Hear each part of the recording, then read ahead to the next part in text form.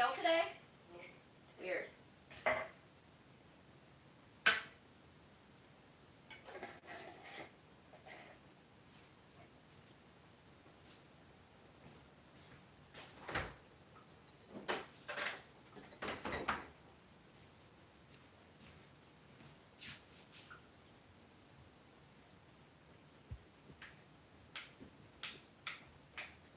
Can you get off, Freddie?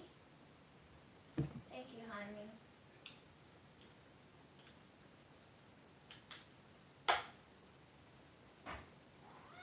Yeah, I know. Thank you for being patient.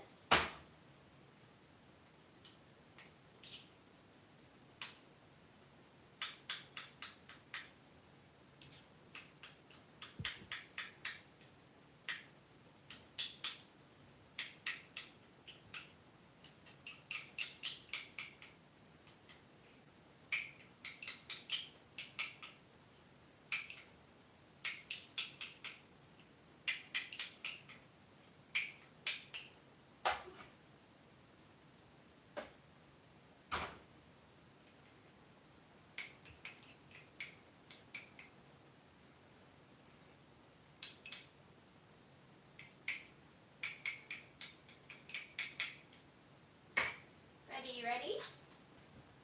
I think we have to change out his flow bit soon, Aaron. Oh, amazing. Thank you.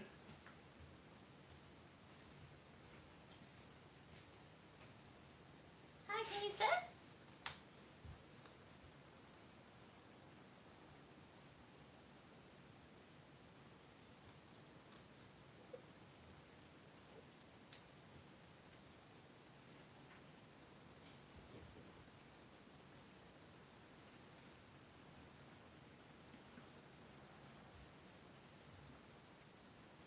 Okay, stay.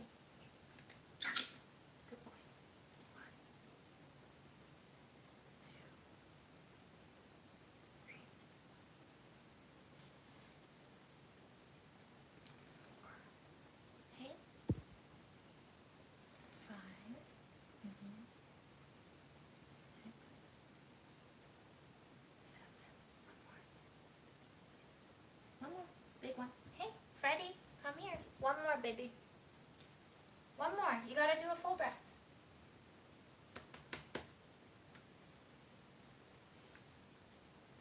One more. We're not feeding until you come do one more. Yeah, I know you're annoyed at me. One more. Okay. Good. Come on.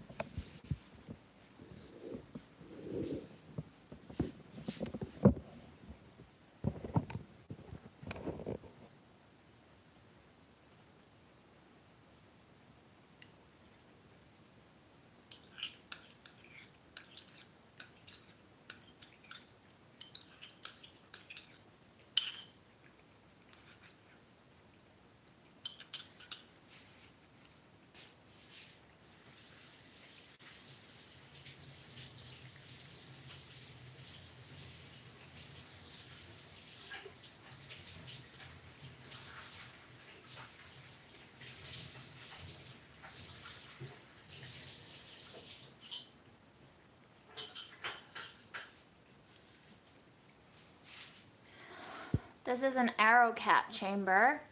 It is basically a extension for his inhaler. This is Flovent. It is very expensive in the States, so we order it from Canada for maybe half or a third of the price. And Fred takes this daily for his asthma.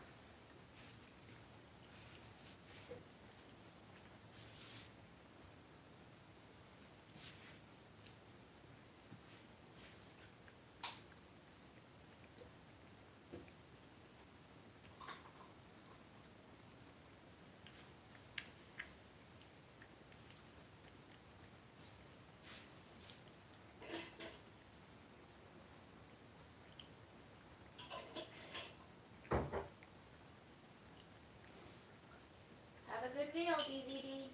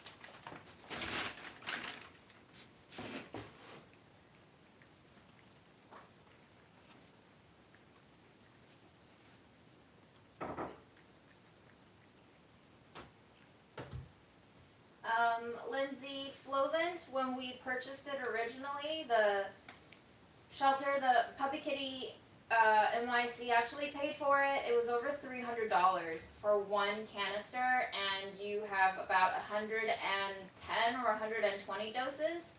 And originally the vet told us that we had to give it to him twice a day, which meant that would have been $300 for 2 months worth of supply. When we first started administering the Flovent to him, he was like really resistant, obviously, because it's terrifying to have a little silicone suffocation device over your breathing area. So we just decided, let's try it out once a day, and it seemed to have helped with his attacks. So we just stuck with once a day, and we decided we did not want to pay $300 every 2 months. So a lot of people recommended that we go through Canadian pharmacies, and we ended up finding it for much, much, much cheaper.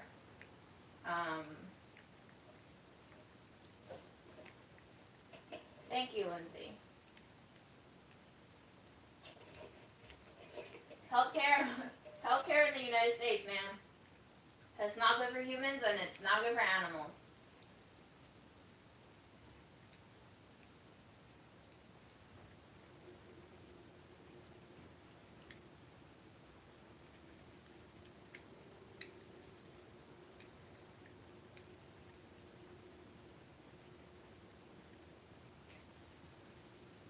No, we just order it online, thankfully. Can you imagine having to cross the border into Canada every time? It's not like gas, it's not that. I mean, it could just be gasoline coming from a straight bottle.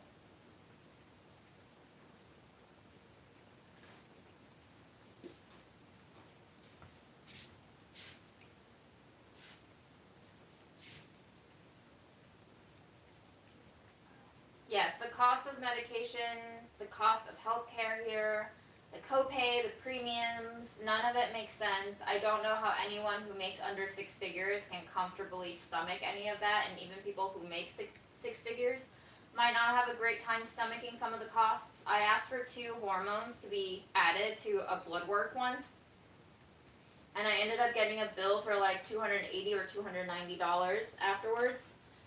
Just for 2 hormones to be tagged onto the blood work, which is a routine coverage if it were without those 2 hormones. So healthcare in this country is ridiculous. I have collected all the boxes from shipment of stuff in recent months, plus the old boxes that Fred had. We're going to try to make a new toy for him because the scratching toy that he's sitting next to is very, very small for him. He loves to sit on top of it, but as you can see, he's gotten quite bodacious, and he is a little bit too big for it.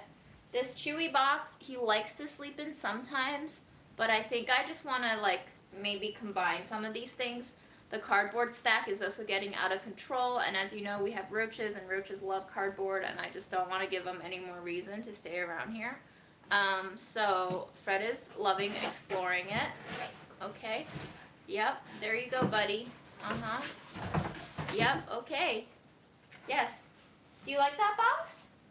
Oh, you look so cute in there. What a cutie.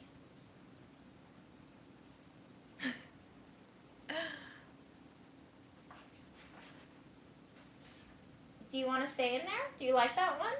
Can that be your new sleepy box? Is that the one you choose?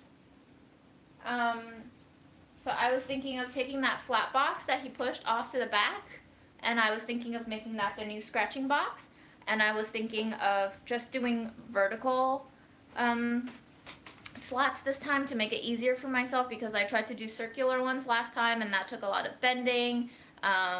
Almost gave myself a really deep cardboard paper cut, which is always disgustingly not fun.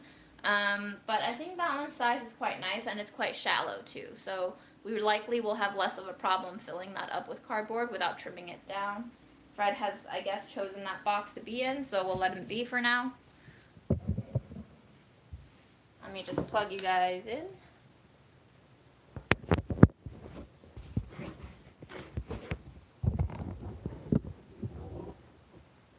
Hi, Fred.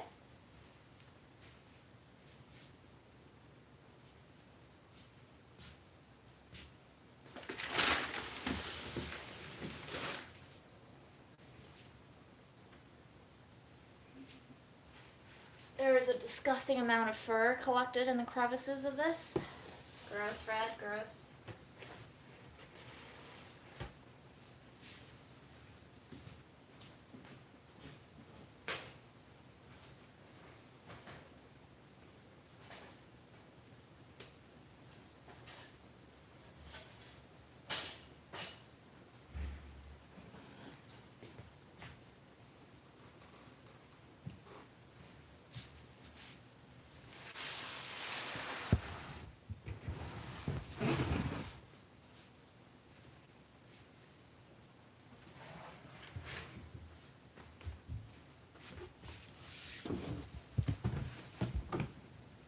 What a scaredy cat. What a scaredy cat, Freddy. Sorry, I had to move the box.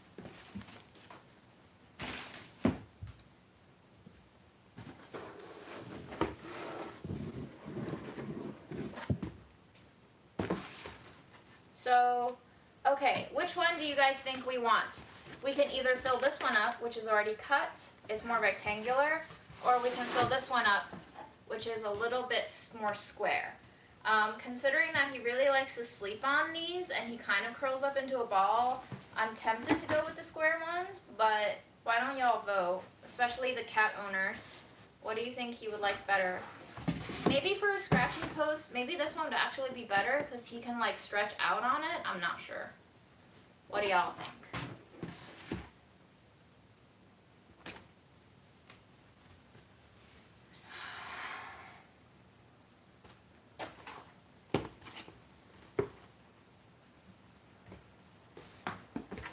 Square looks more durable.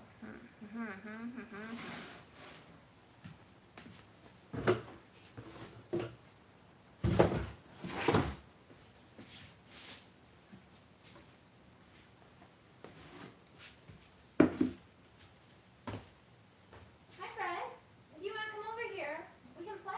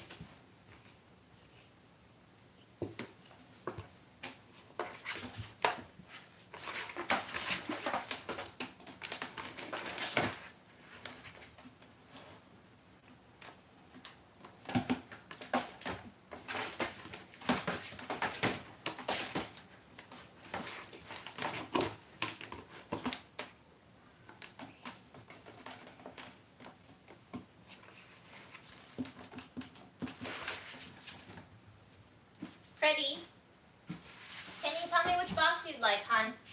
You want to tell me which box you'd like? All right, he's not going to choose.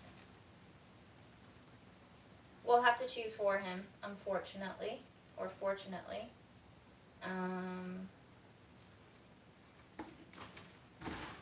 This one is a little bit taller.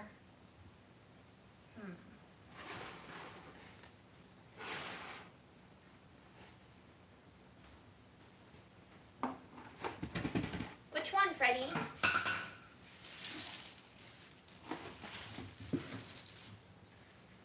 What a silly bean.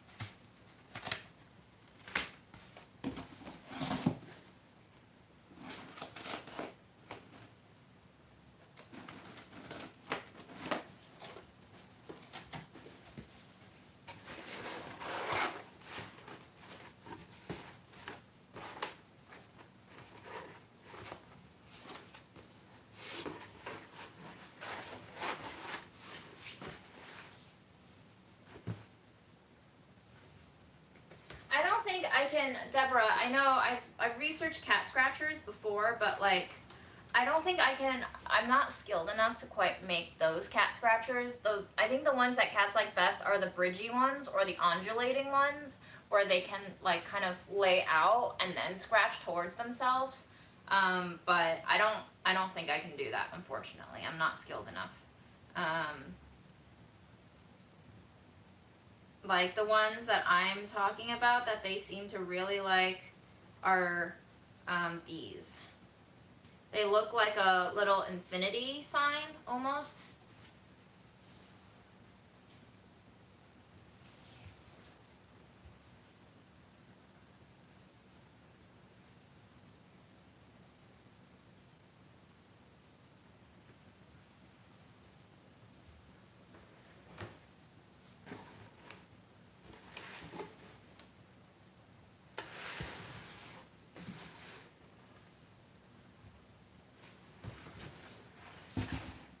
I still can't choose. This is quite pathetic.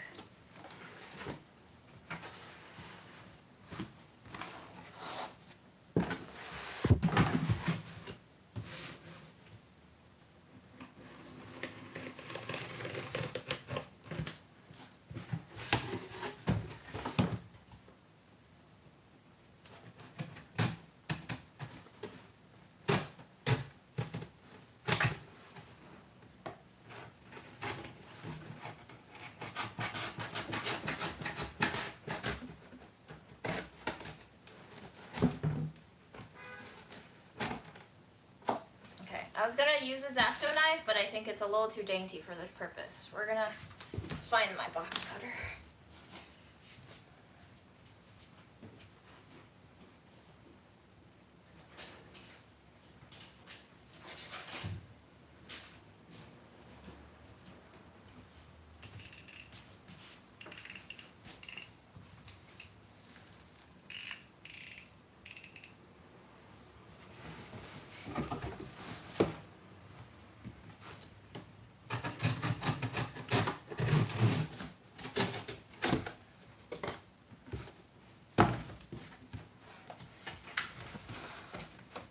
They will both fit somehow.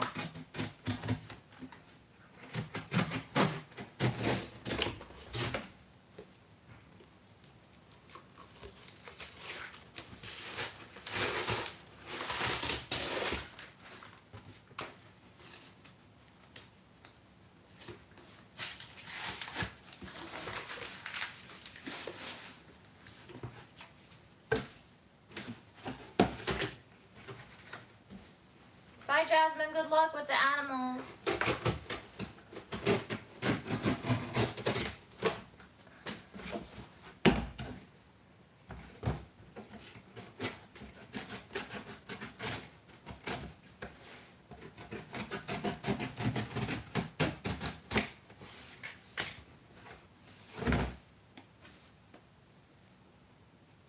All right, now we have a better comparison.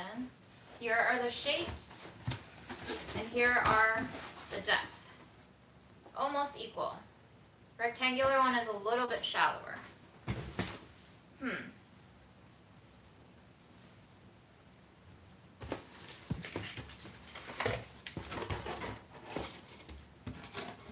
I unfortunately don't think we're going to have enough cardboard to fill up either one of these, so this is going to be an ongoing project where we can trash future cardboard boxes in here. But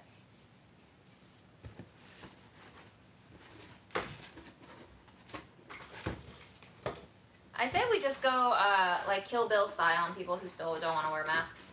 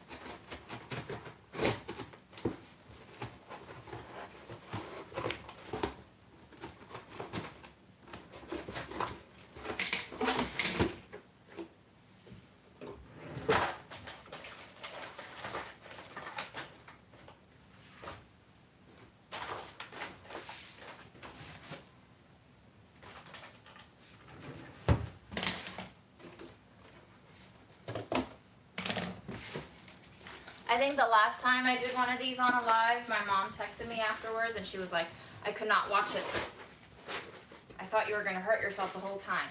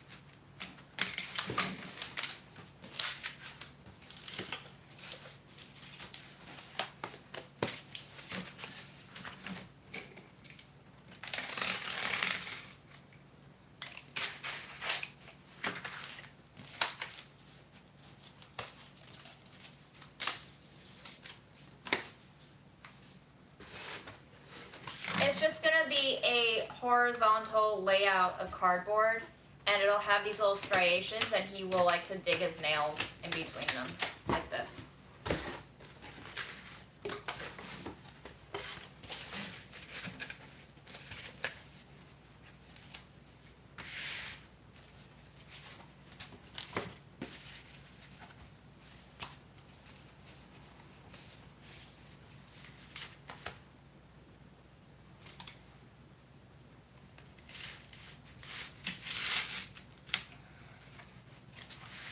I think this is more of an activity for me than it is for Fred. I just didn't want to quite trash all of these boxes yet, so I wanted to make something out of them. It's also a nice activity for me to just relax my brain on.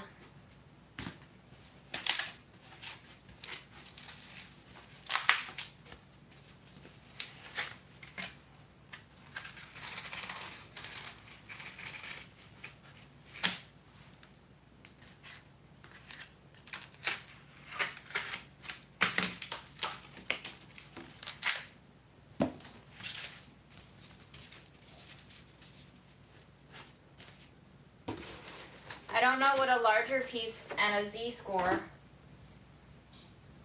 Oh, like a Z fold. Like this. I would still need to cut open the slits because that's where he likes to dig his nails in. And I don't think I have pieces that big, unfortunately.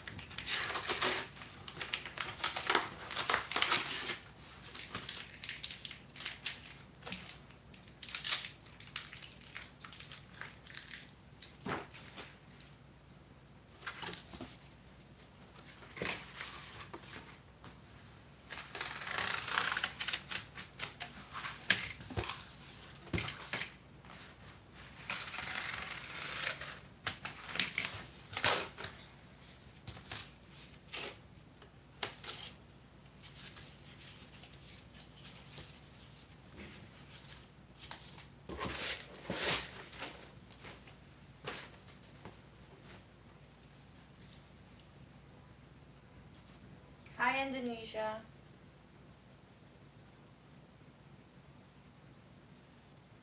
How cold is that, baby? Not very cold. I don't know what's happening, but I'm having an allergic reaction on my forearm. I feel like maybe Fred's saliva or fur is on all of these boxes, and now I'm just getting like a rash, is what it looks like.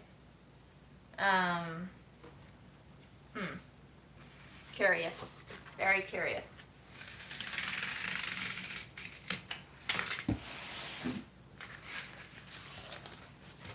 Stay tuned to see if I die on a live. It's gonna happen one of these days.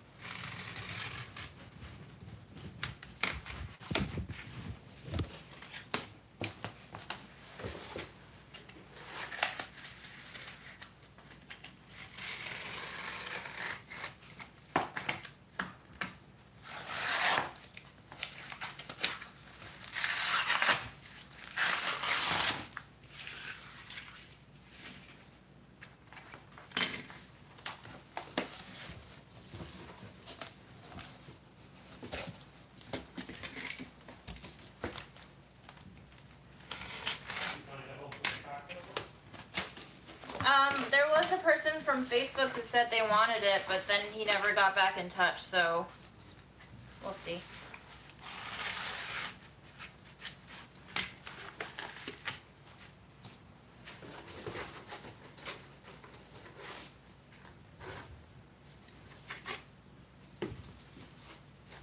I guess we could sell those too. Yeah, if you want to try selling them, I'm fine selling I them. don't still wrap. Yeah, I know. I would auction it, but I don't feel particularly strongly about cocktails anyway, so it would be like pulling teeth trying to advertise it. Right. See ya. I hope Frank likes this new fun toy. Have a good one.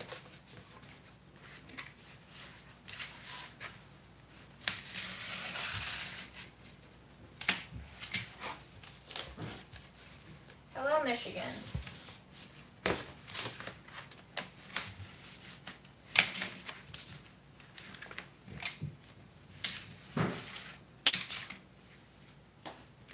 Be sure to Instagram your exploits so we know what exciting things you had today. I always do. What's the point of doing things if you can't show them off to other people? It's true. What is the point of doing things if you can't show them off to other people? Bye, Aaron.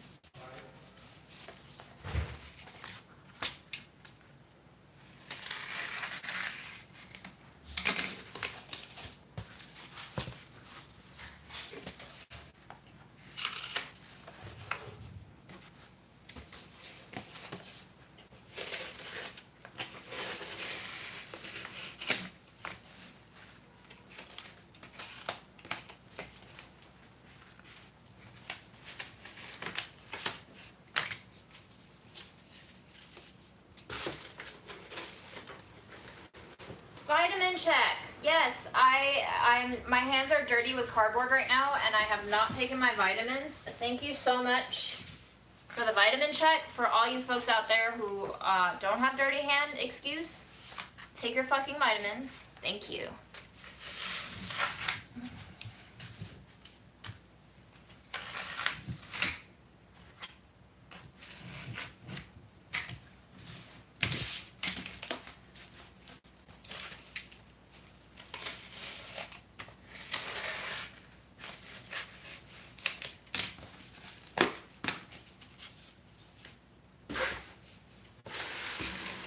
We're definitely not gonna have enough cardboard. O-L-O-L.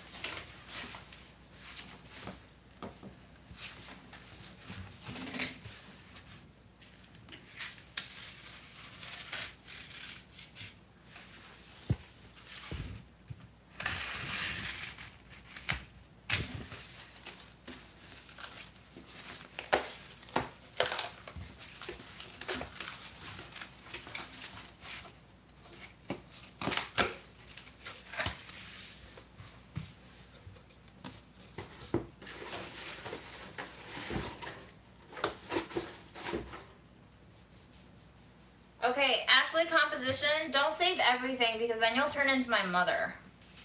And that's a whole other set of heartache.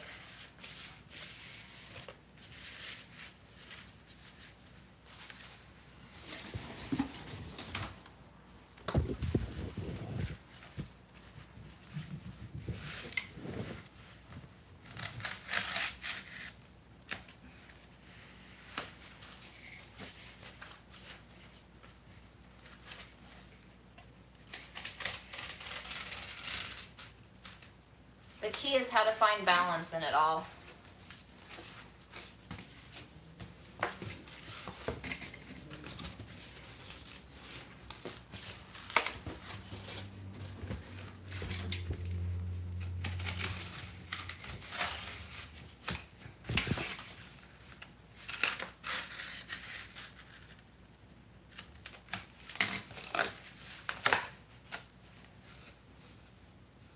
I'm also looking for which side has more serrations open for him to dig his claws into.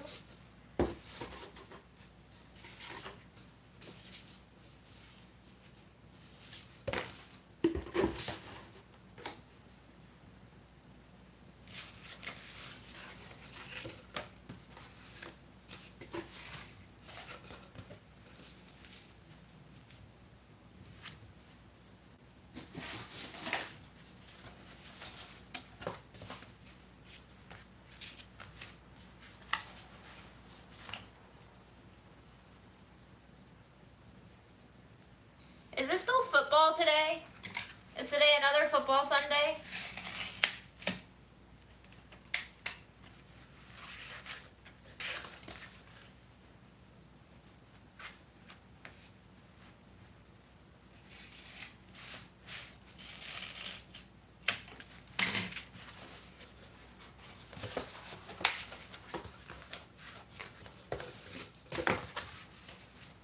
Who's playing? Are we invested?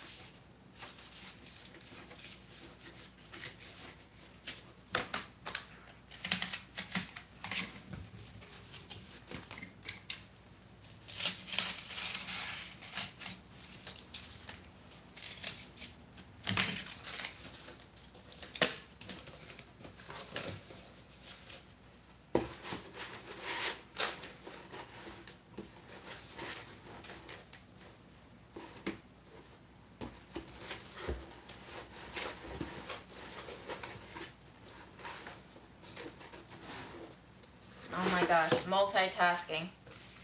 Just watch the game. Devote yourself to the game.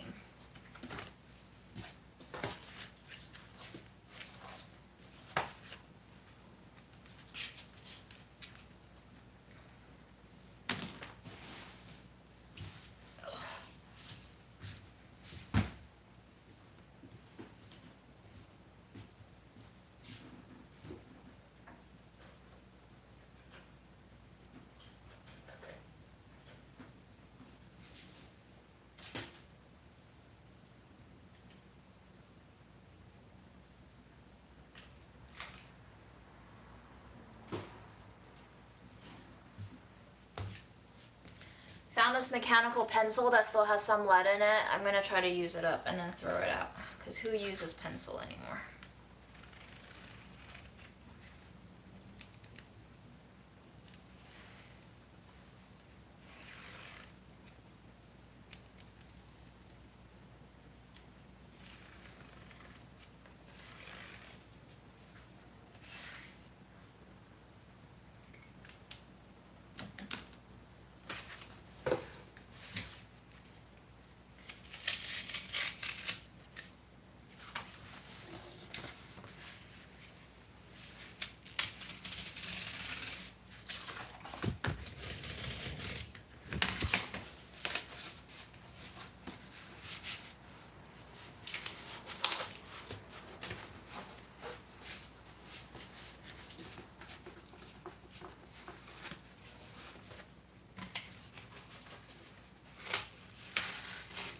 What do you mean you don't enjoy takeout food anymore? That sounds like an overall decrease in quality of life.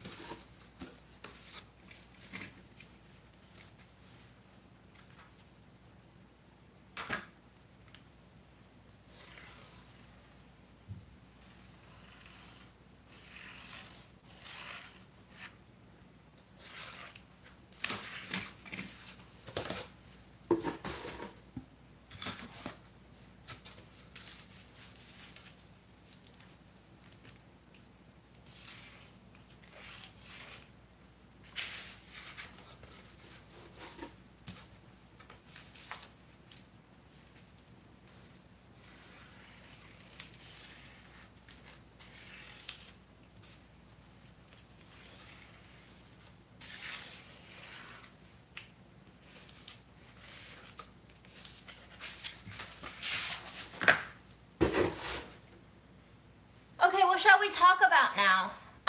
Let's talk about, is this healthy?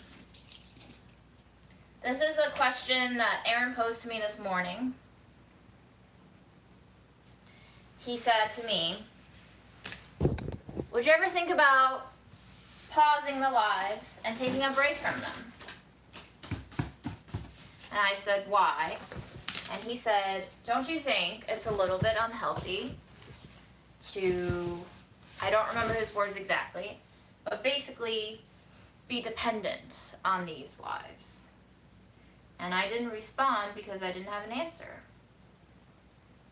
It is something that I'm thinking about. Perhaps you have thoughts too.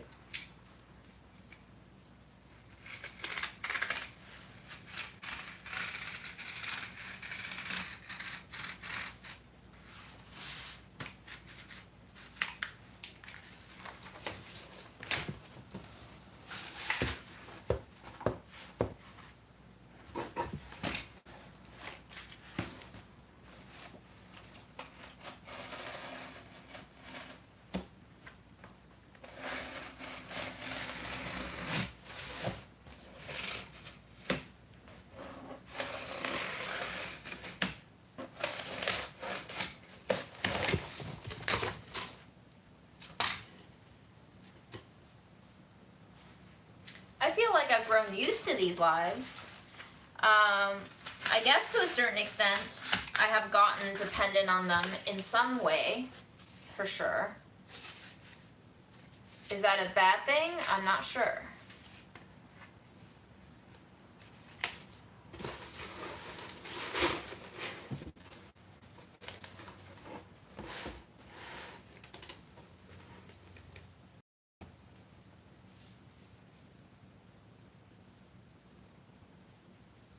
If Aaron feels like it's unhealthy for his life, I think he should have communicated that to me instead of highlighting it as a potential issue for my life. Right? Like, that is something that I expect him as a 32-year-old man to be able to communicate to me without clothing it under the disguise of concern for me.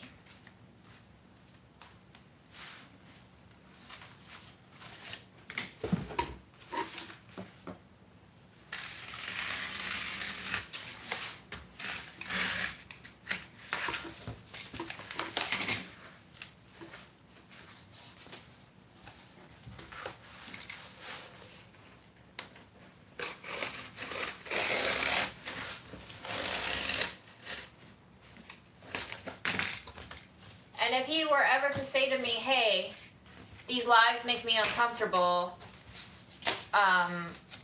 they make me feel X, Y, and Z, can you stop doing them? I feel like I would be reasonable enough to take that in consideration and to discuss with him further about how much more of a break he wants and figure that out. But if he is not communicating to me that these lives are detrimental to him in some way,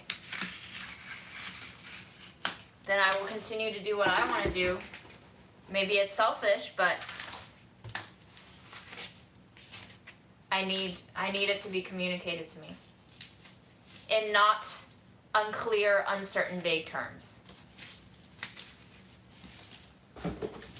Especially since we've been together for so long, I would expect someone who knows me to this degree to know how to say that to me. I think a greater part of the friction in our relationship, especially over the past year, being quarantined together, is that we are in such close quarters, and I feel like there has been a lapse in communication that has become very untenable for me.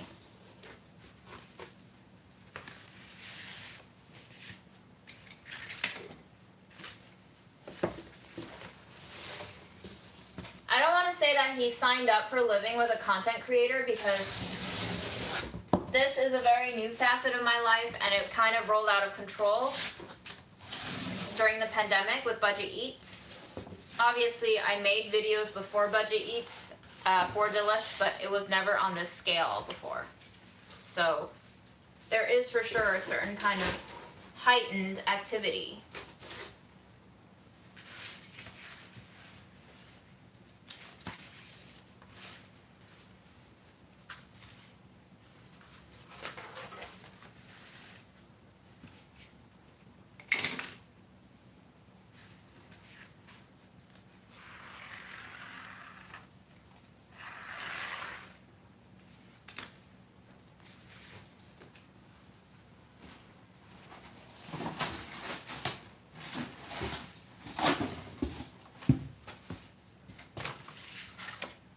Like I've mentioned before, the pandemic has really changed the dynamics of our relationship. Needless to say, it definitely has, but is it good? Is it bad? I'm not sure. It's definitely broken down our previous type of relationship. That's for sure.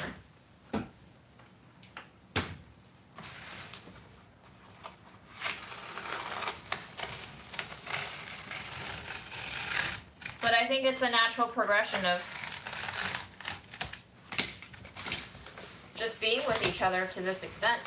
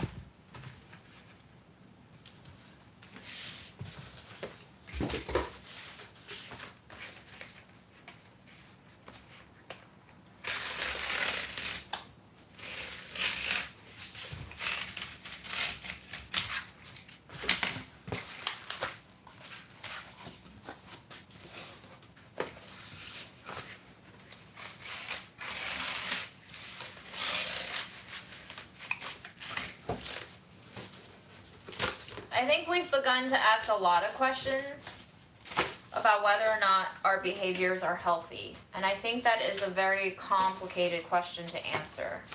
There's a lot of different areas of concern that you have to address to see if something's healthy for you. And it's not always immediately clear whether something is.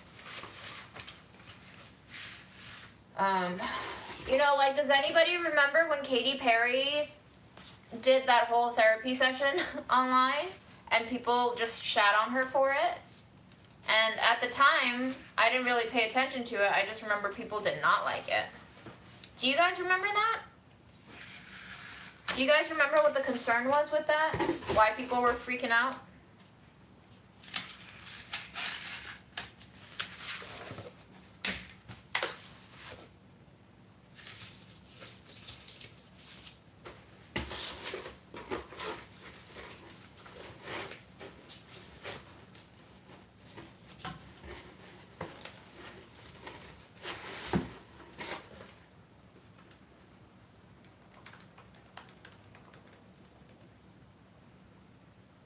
Damn, did you see my password again?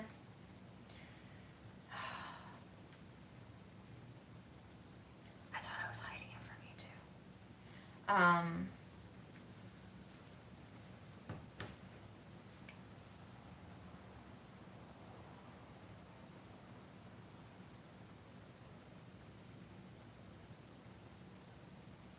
So, with the therapist that I saw in February, she suggested that instead of continuing in my habit of ambushing Aaron with complaints, that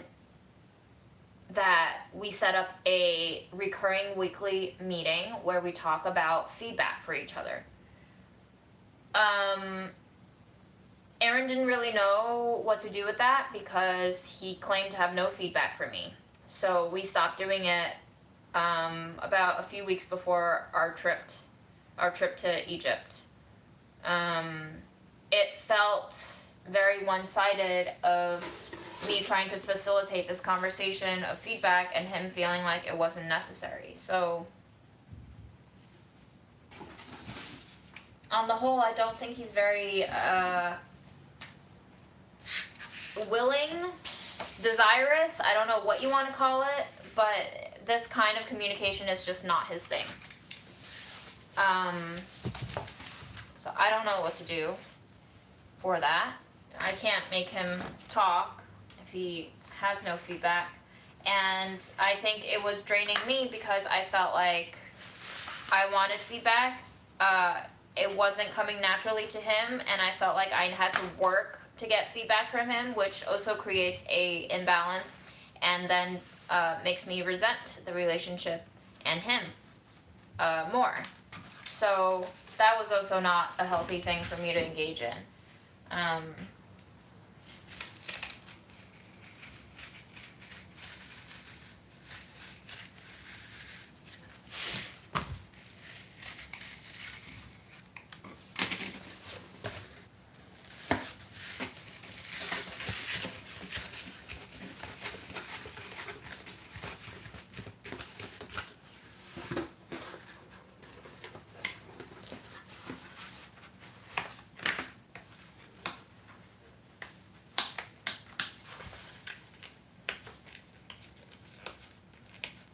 Do you resent him for negative feedbacks? I think he's always said that I get very defensive when he gives me negative feedback. I can't refute that. I do get very sensitive about it, but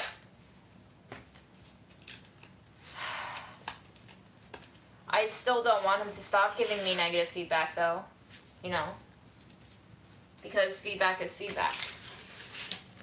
But unfortunately, because of the way that I have negatively reacted to feedback in the past, it has made him much less willing to give me feedback, because obviously he knows if I act out on it, him giving me feedback just means he's gonna get shit blasted from me.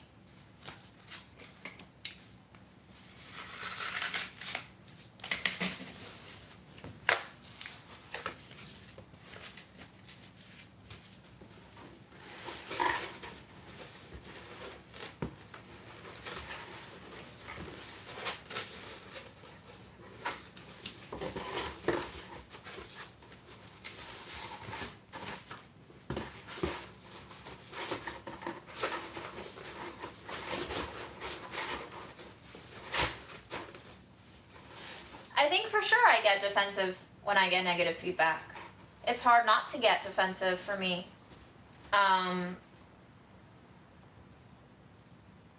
As to why I get defensive, there could be a plethora of reasons. I could chalk it up to my immigrant kid days where I was constantly being given negative feedback and never being told exactly what I'm doing wrong. I find it very frustrating that sometimes Aaron has me, well, maybe I do the same to him too, I don't know, but I feel like sometimes he has me pigeonholed into this person that I definitely used to be, but I'm also trying very hard to not be anymore. And sometimes he will just reiterate the person that I used to be, as if to say I will always be that person.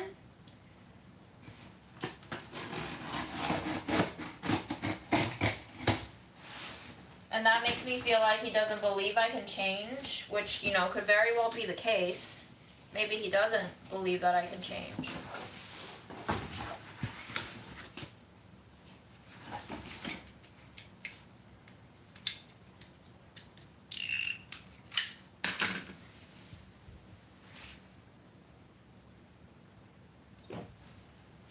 I'm gonna take my vitamins. I'll read your comments and I'll wash my hands and I'll take my vitamins.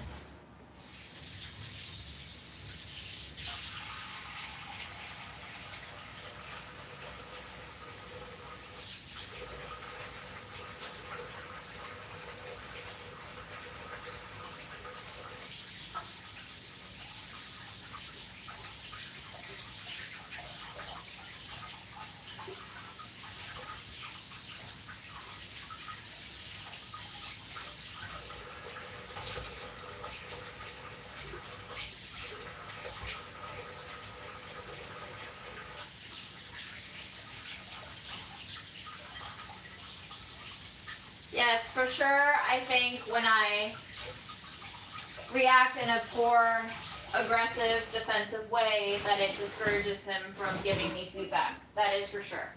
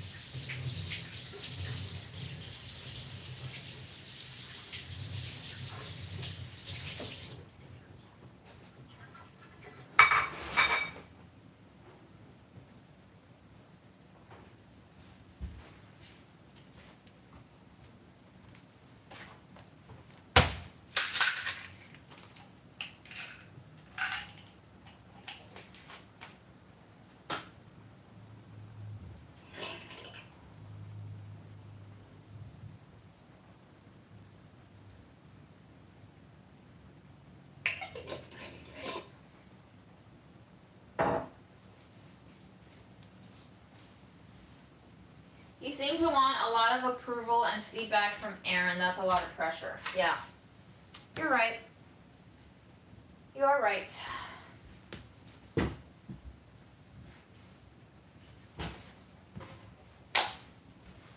I'm gonna eat my cookie pieces from yesterday. This was the crumble tray.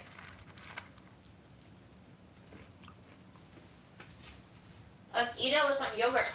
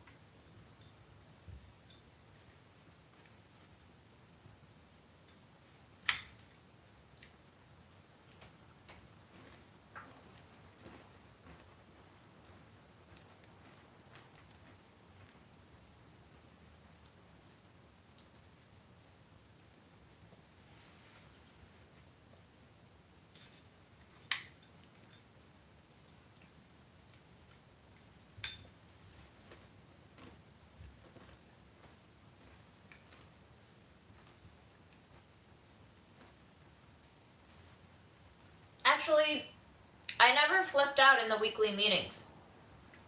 That was why my therapist said that we should do weekly meetings so that we could plan for a time and a space to hear out each other's grievances, observations, feedback, or discussions. But it didn't seem like a natural process for Aaron to participate in, so it felt very difficult for me to feel like it was productive.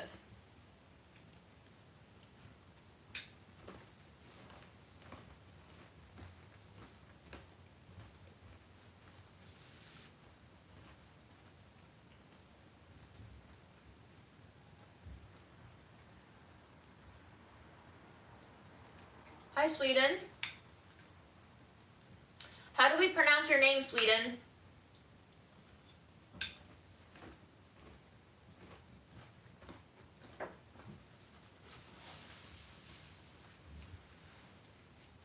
I think I am definitely overcompensating.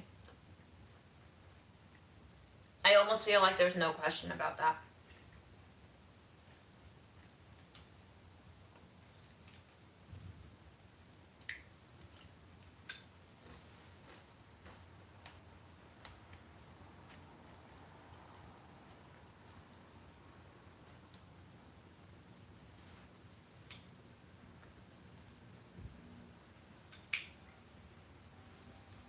It's not even like, I don't even need Aaron to go see a couples therapist with me or even go see a therapist about our relationship, because I feel like there's a lot of very problematic dynamics in our relationship that he claims it does not bother him. But I don't know. I won't say any more because I feel like that's his thing.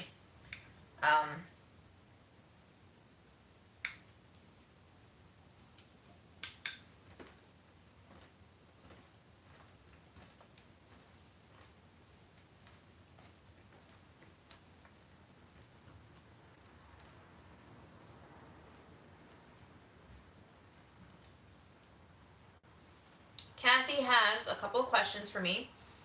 What worked before in your relationship with Aaron? And how can he give you feedback to decrease defensiveness? I feel like if he could stop pigeonholing me, and just give me specific feedback on specific instances, rather than say something like, I know if I do A, you'll definitely do B. Which, you know, it might be true that if he does A, I do B, but I don't want to be told that I'm going to do B. Because being told that I'm definitely going to do B makes me resentful. Makes me feel like I have no choice but to be that person who does B. Bye, Laura. Take care of yourself.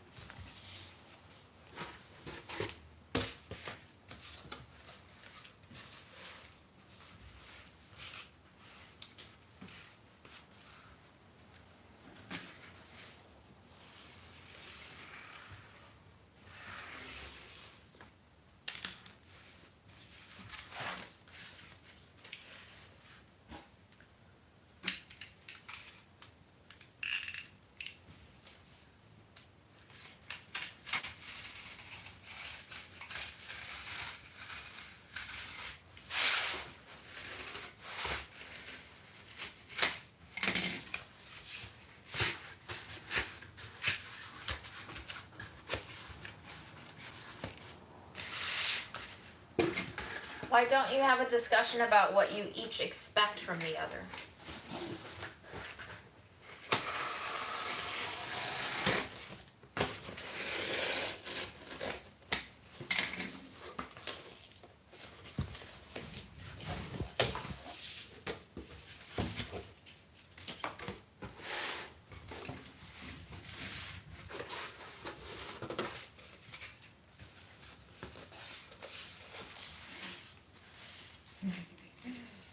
Hi, Mom.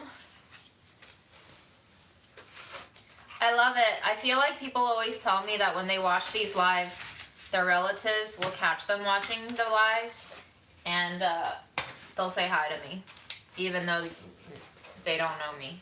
And they don't also understand why y'all are watching me.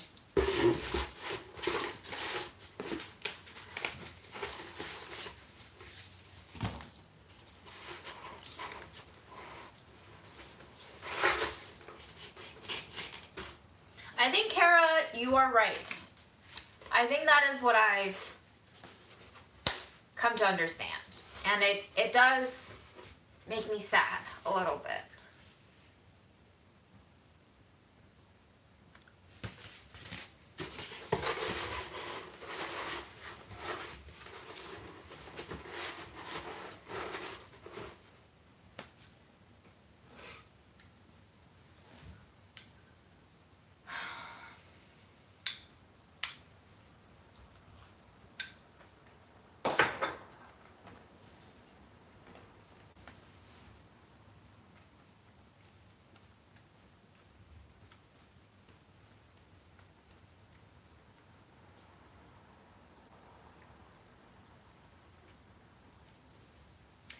It's funny, Doc, that you say that, because I think Aaron has grown and changed a lot more than I have in the past 10 years that we've known each other.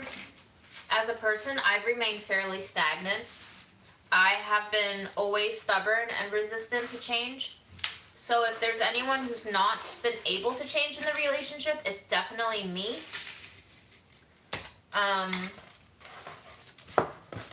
I don't know. I don't know what it is. Maybe I'm the one who needs to change.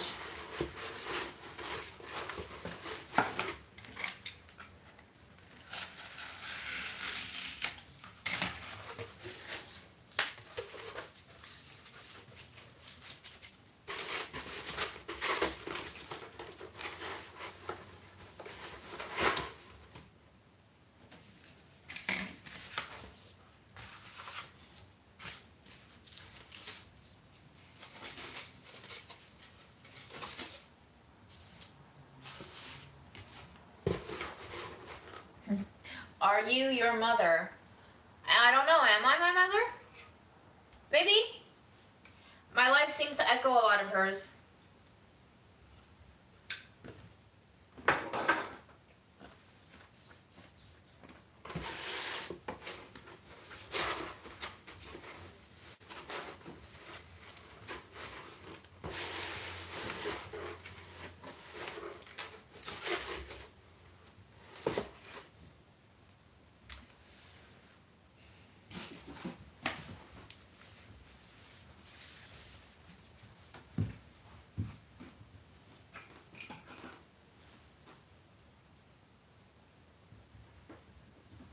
Do we want to move into the bedroom where we can see Fred?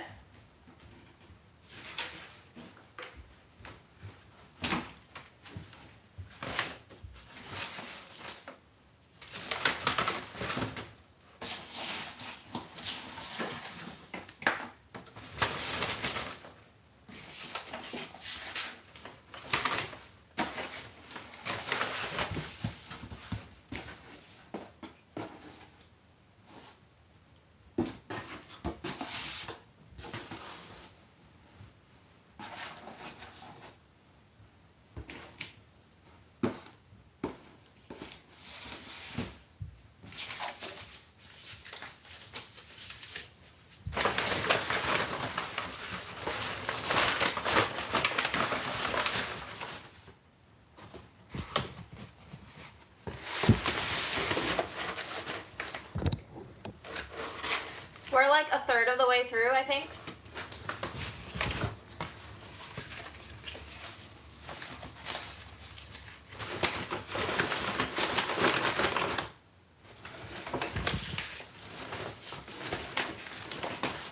No name, my question for you is, in response to your question, if he gives me feedback, does that mean I have to change?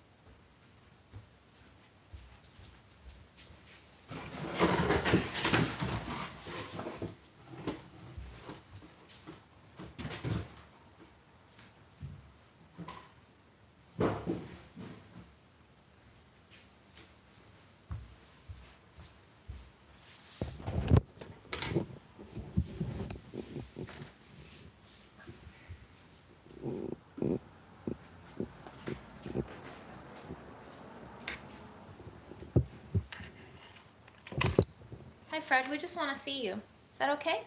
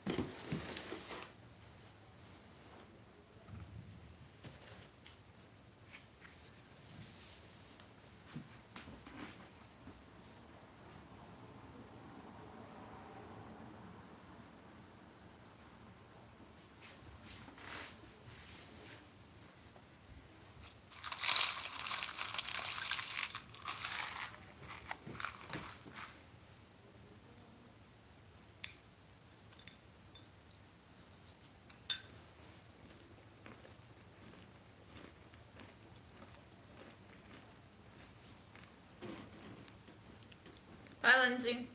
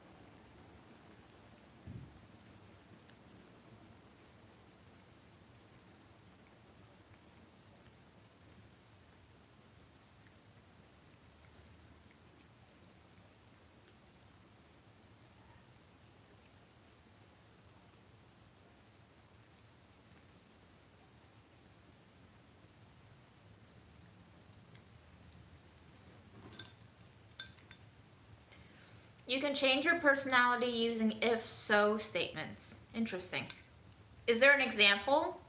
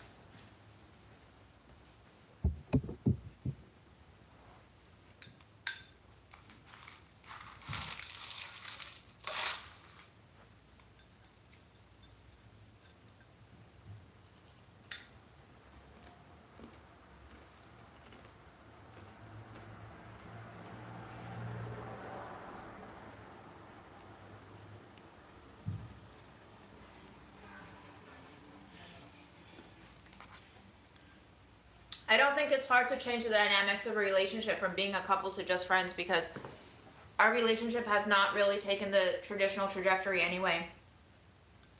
Me being more asexual than he is has lent this relationship to being a, I would say, fairly non-conventional one. And I feel like we have been evolving through a lot of different stages together. And so, Fred hair.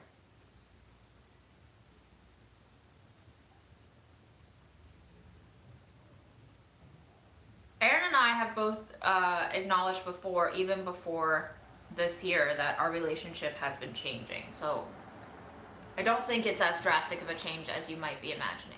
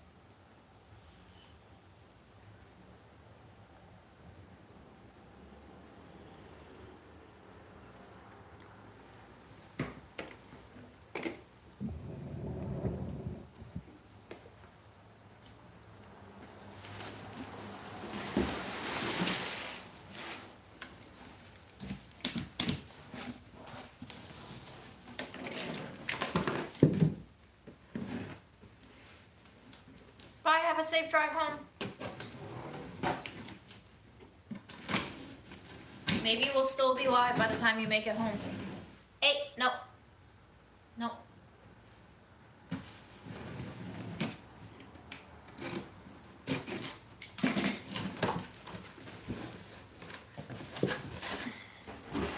Wow, Fred, that's a dirty box.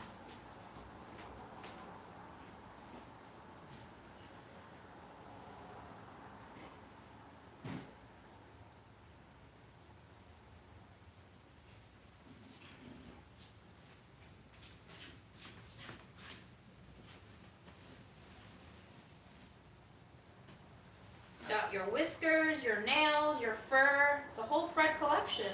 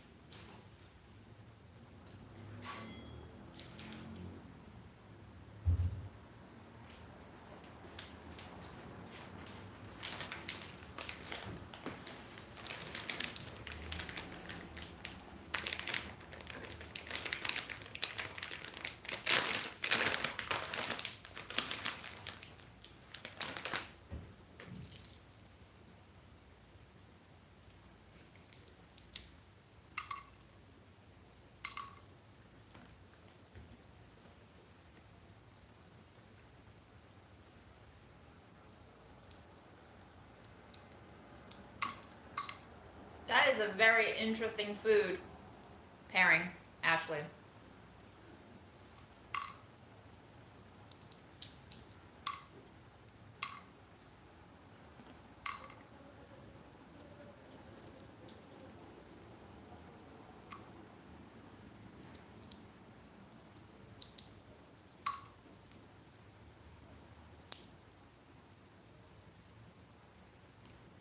Do we reflect on the fights we have? Sometimes we do the reflecting right when we're fighting. Sometimes we say things like, well, we've had this fight before. We know how it ends.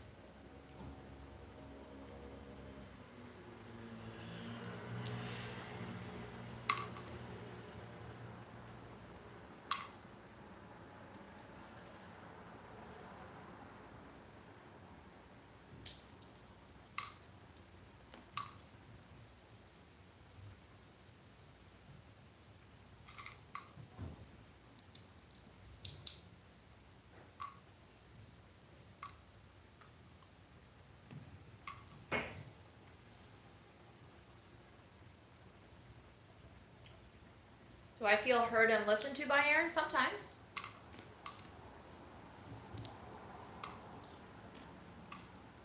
I'm sure if we were to ask him now, he would say, I don't listen, I don't hear him out more than he doesn't hear me out. Which could be true, but could also be untrue.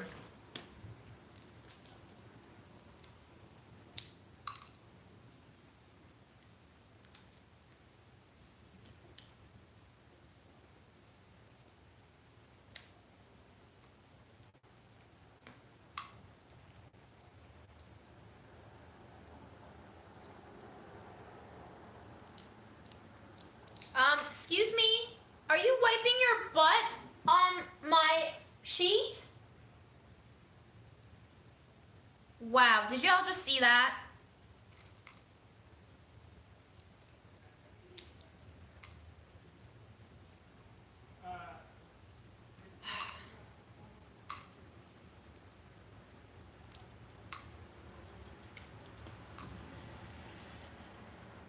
disgusting.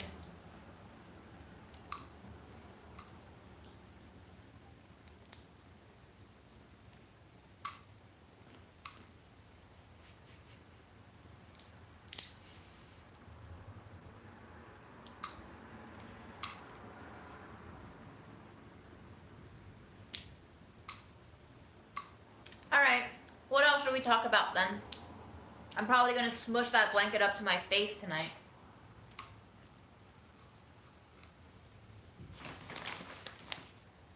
Are you being rude because I haven't given you a treat?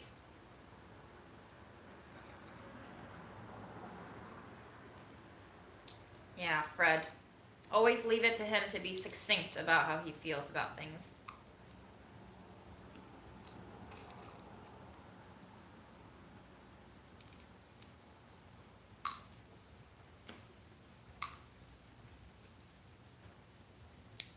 I don't think about lunch or dinner. I just eat continuously. These are kind of salted, but not salty, if that makes sense.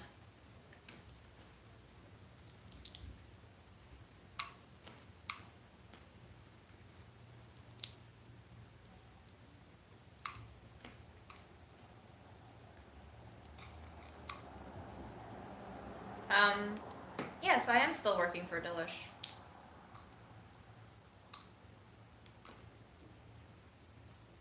Where'd you go, Freddie? Oh, there he is.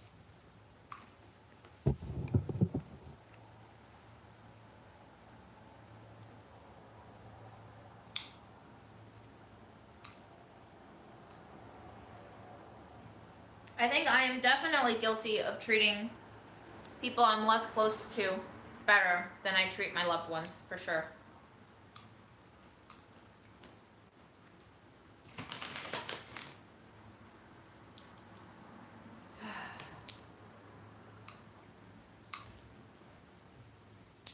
Media girl, where do you live?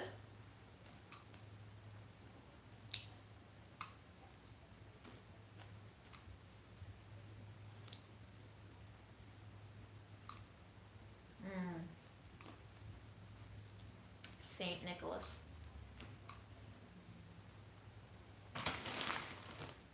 Alright, last bunch of pistachios, and then I have to get back to this box.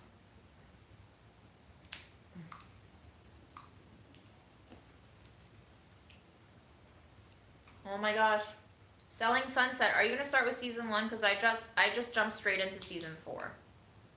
It is really good for me as a lullaby.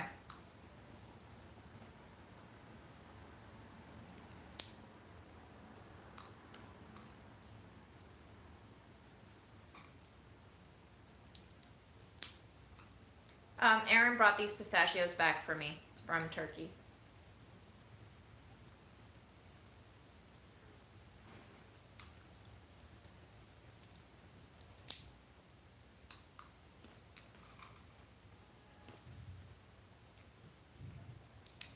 Bye, Desi Life.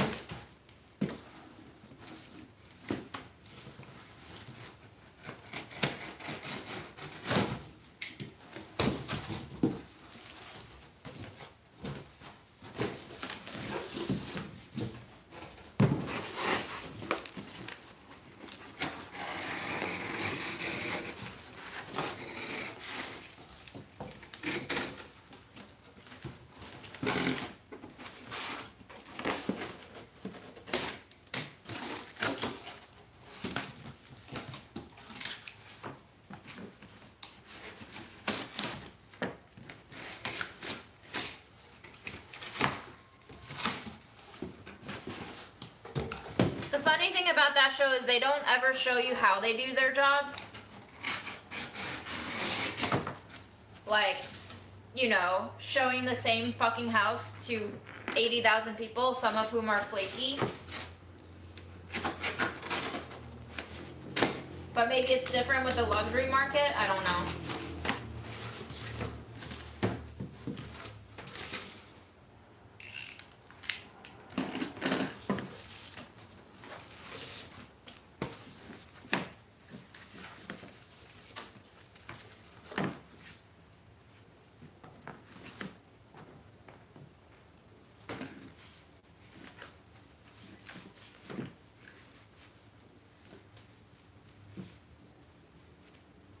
Yeah, I definitely have not seen that season where she brings Botox. Like I said, I started with season 4 because that was the newest season when I clicked through on Netflix, and I'm sure there's a whole host of things that I'm missing.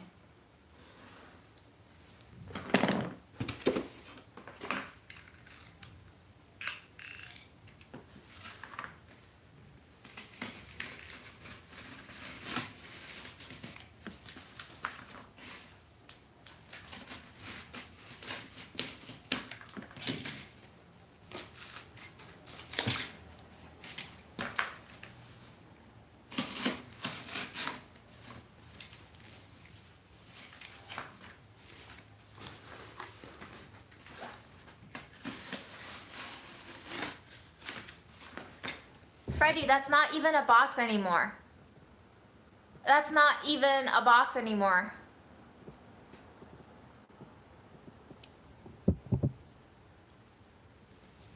Bye, Em Wong.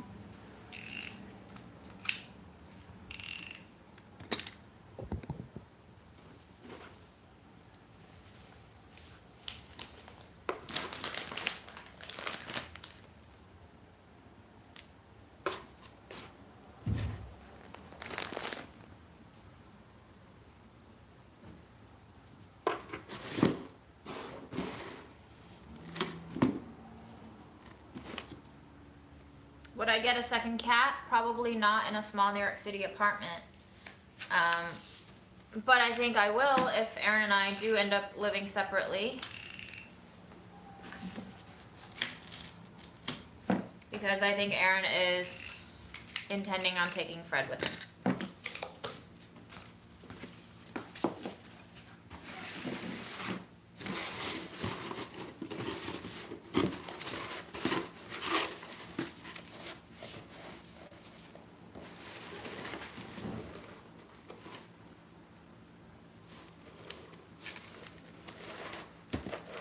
What are you doing, Freddie? What are you doing?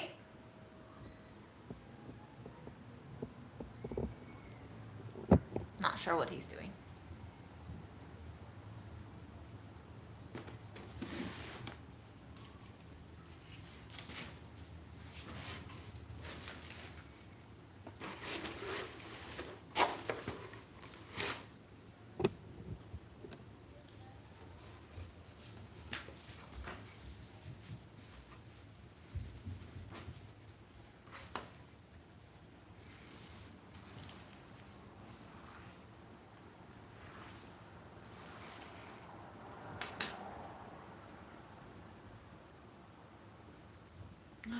Bella, do you love Freddie?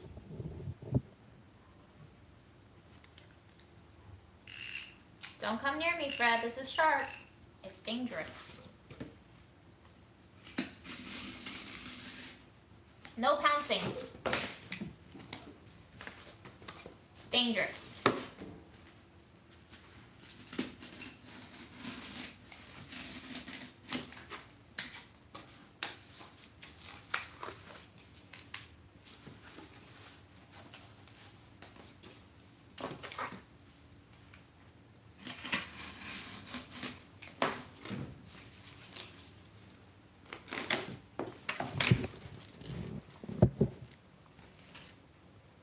Can you see him?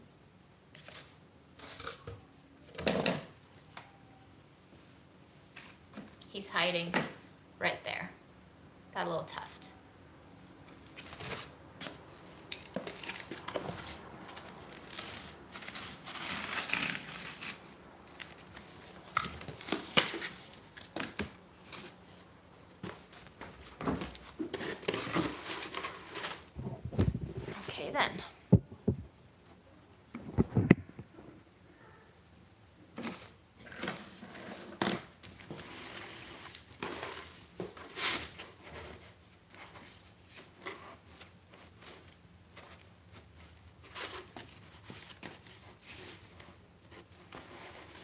The bracelet pieces. Are you talking to me? What bracelet pieces?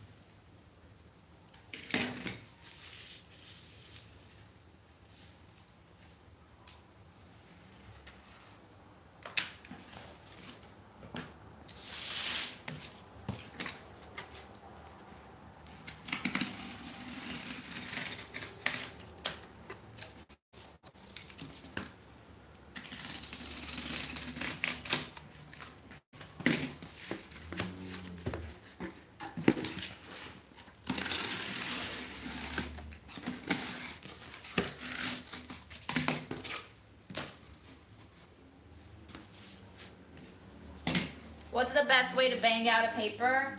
Have only an hour and 42 minutes left. And then you're like, fuck, I'm gonna fail if I don't fucking finish this right now. And then you proceed to say fuck for the next 20 minutes. And then you only have an hour and 20 minutes left. And then you're like, fuck. And then you write it. You crunch it in about an hour and 13 minutes, and you have 7 minutes left, and you're like, fuck, I still have a page on the left that I haven't written yet. Should I ask the professor for an extension? And then you're like, no, probably just better to hand it in 40 minutes late. Have I done this before? Does this sound like it? Oh yes, this is from a bracelet.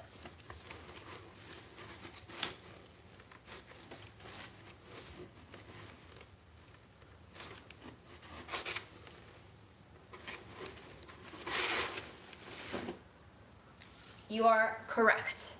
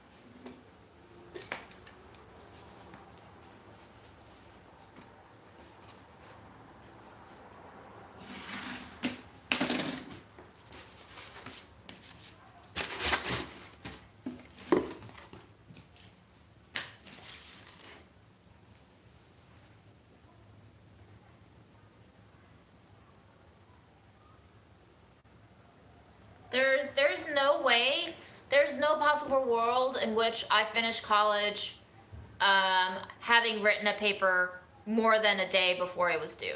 No way. There's no way. Every single paper gave me stress stomach aches. And that was actually one of the questions that my therapist asked me yesterday, and he was like, do you ever have physical symptoms when you're stressed? And I was like, yes. Stomach aches. Really bad ones, where I can't walk. They are very bad.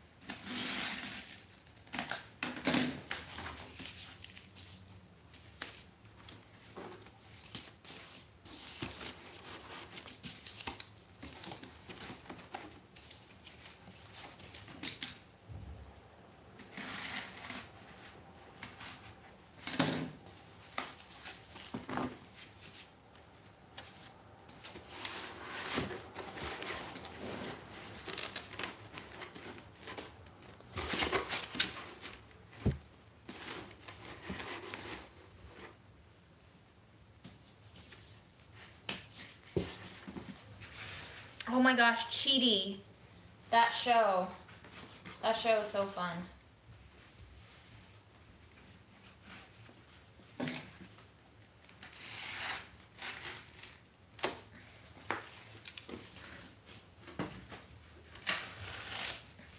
Yes, unfortunately, I am cheaty. Are we not all cheaty? I feel like we're all kind of cheaty.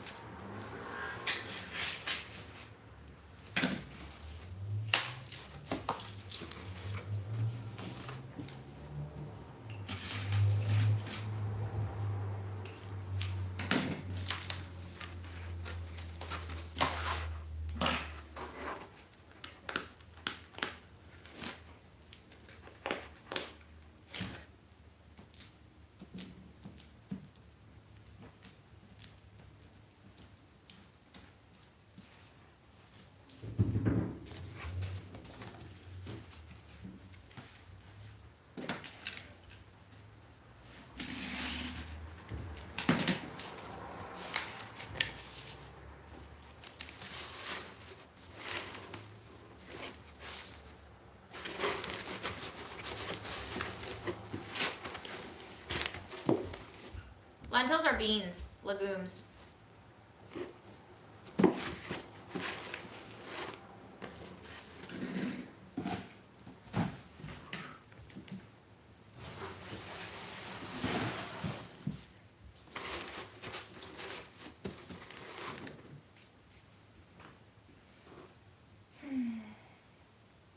I don't think we're gonna have enough cardboard, as I predicted.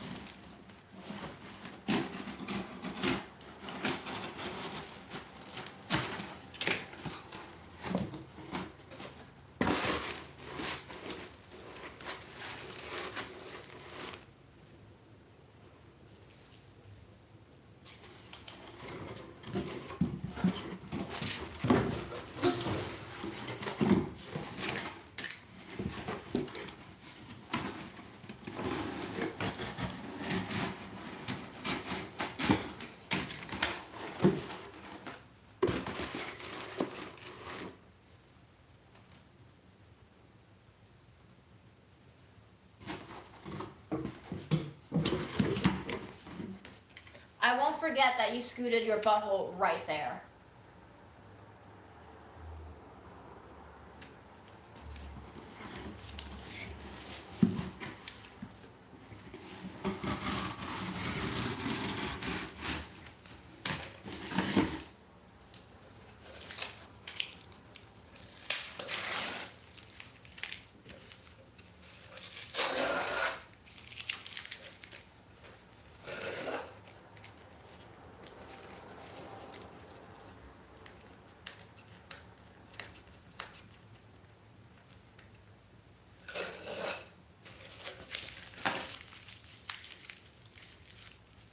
No other plans. Just relaxing.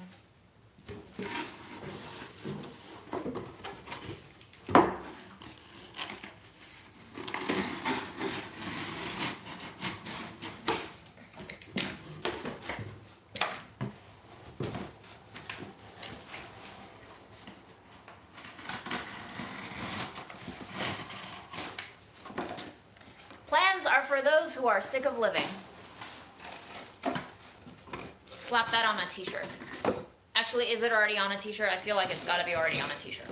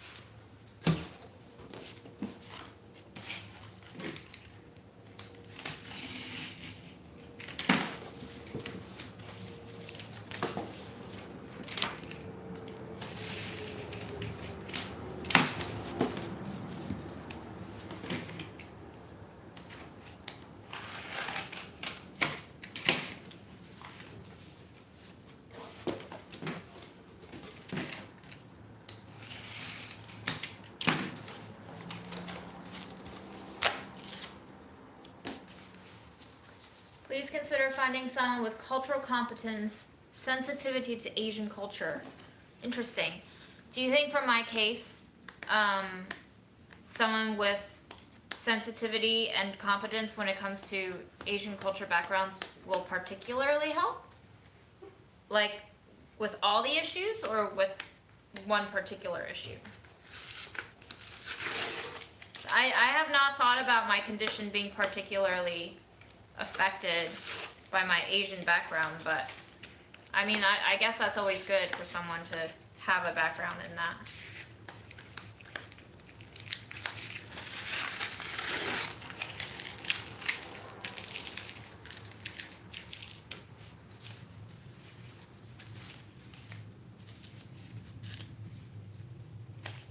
Ooh, somebody, this chat is getting juicy. I wish there was an alert to tell me.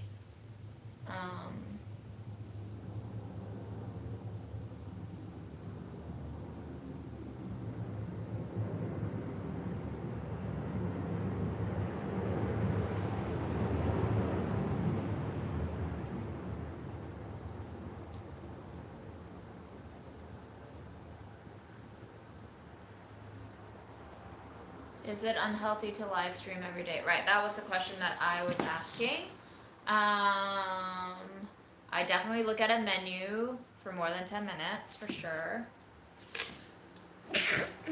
Okay, I see.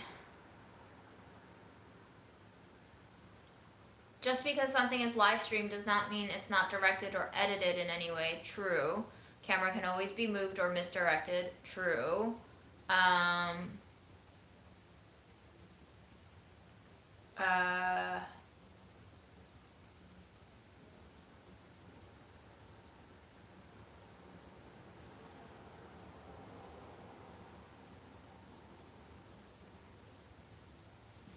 Yes, very true. That was the last thing that I said on last night's stream before I turned the material to slightly lighter content, is that Aaron made a very good point that I have control over these lives.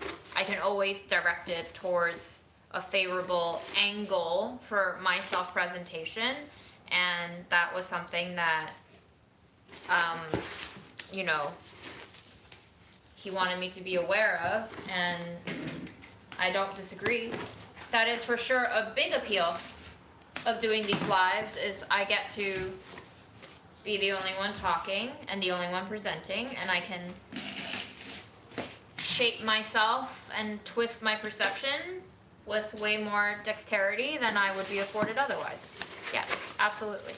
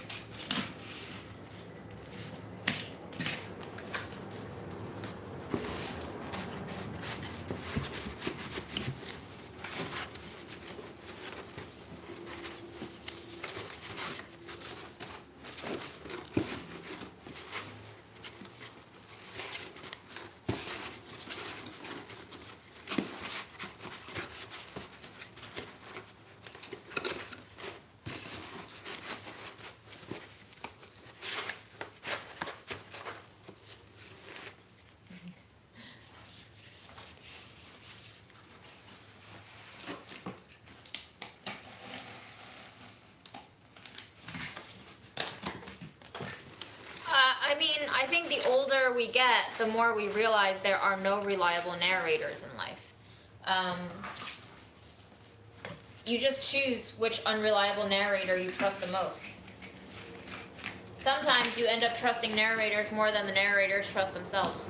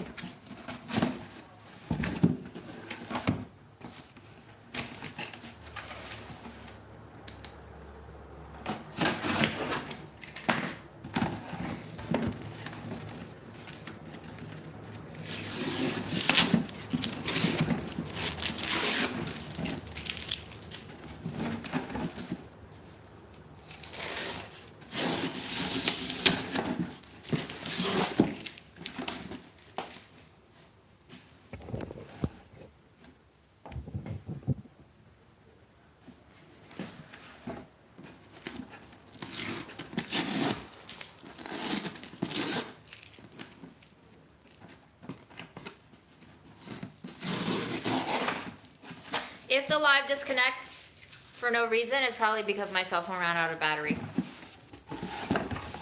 Which I think would be fine.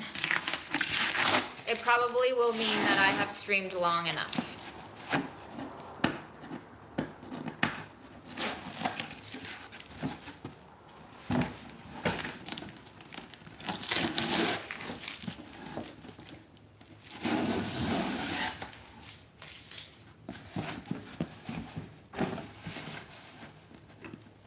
Fred doesn't scratch on it as often as he likes to rest on it. He uses it as a little bed sometimes. I hope your cats do use it after all that effort. But again, this is an activity that I, just want to do something with my hands where I don't need to output anything in particular.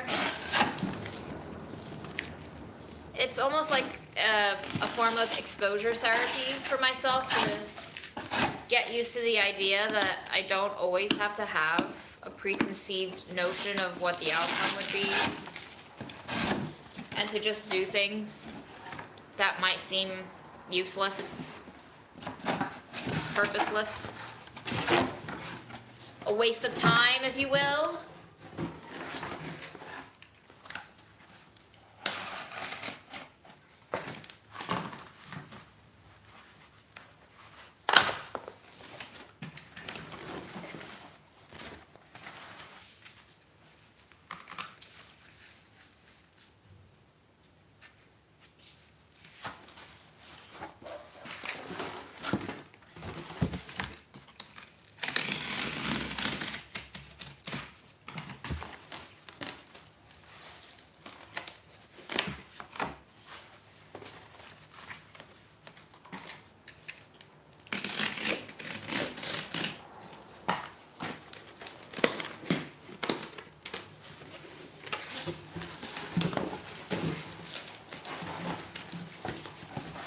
Yes, Freddy. You giving me an evil eye, Fred? Are you plotting on when to scoot your butt next on my blanket?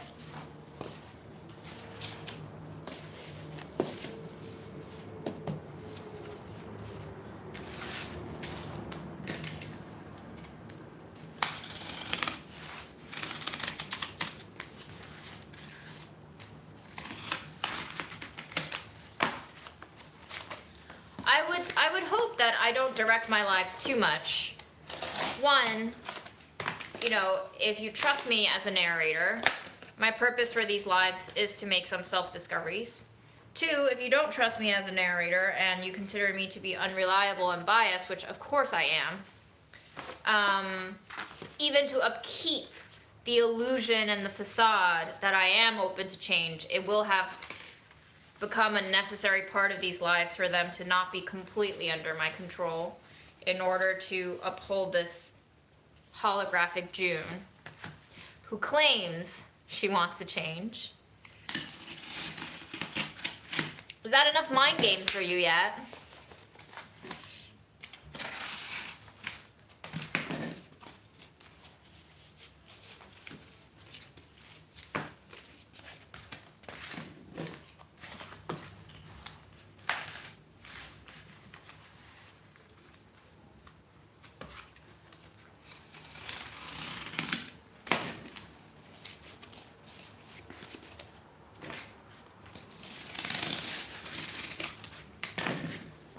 That's kind of what I'm trying to do here, Brenda. As you can see, Aaron is not around right now.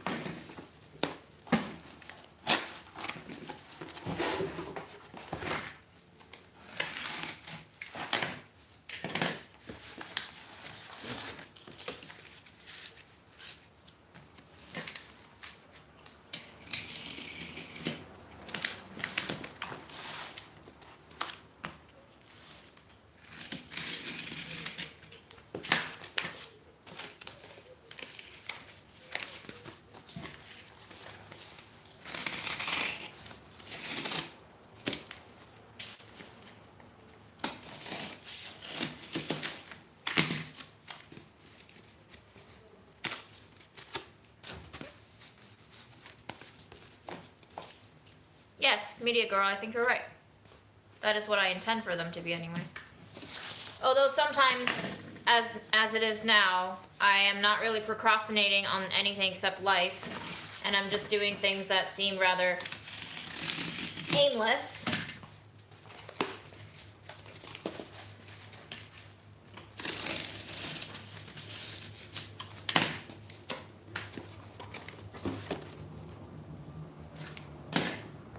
I mean, for sure, I do these lives because I know people will watch them. Or at least people will tune in and use it as a environment in which they can be with other people even virtually. Obviously, if there's no viewership, I wouldn't be doing them. There seems to be a demand for whatever it is that I do here. I'm not quite sure, but that's what it seems like to me. That in itself is fascinating. Does it stroke my ego? Of course. But as somebody said on a live maybe yesterday or the night before, we're not really here for you, June. We're here for each other. So I recognize that too.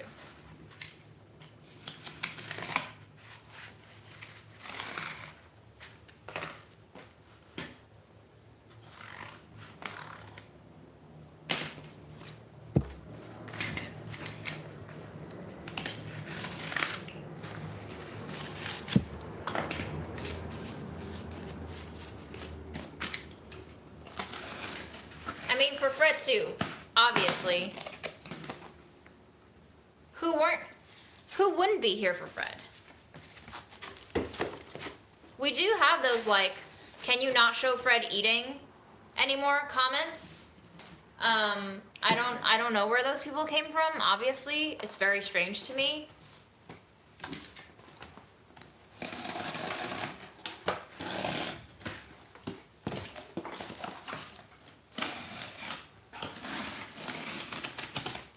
Just imagine if we were to take Fred out of the equation of these lives, it would literally just be you looking at me while I cry, eat, bitch, or get into fights with Aaron. It would be quite dry. It's nice to have some animal interference, interludes, interruptions, you know?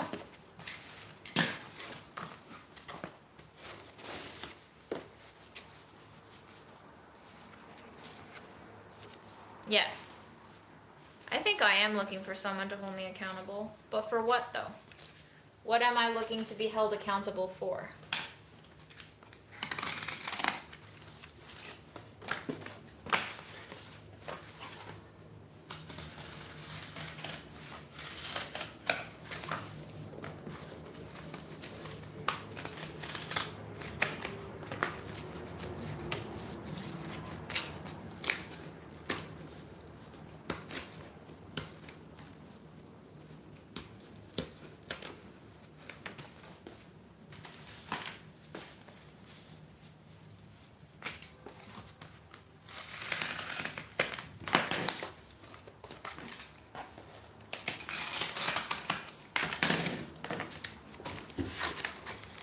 You know how in class the teacher always asks for a volunteer to like demonstrate something and nobody wants to do it because it's the first time they have seen this thing demonstrated and nobody wants to be the jackass?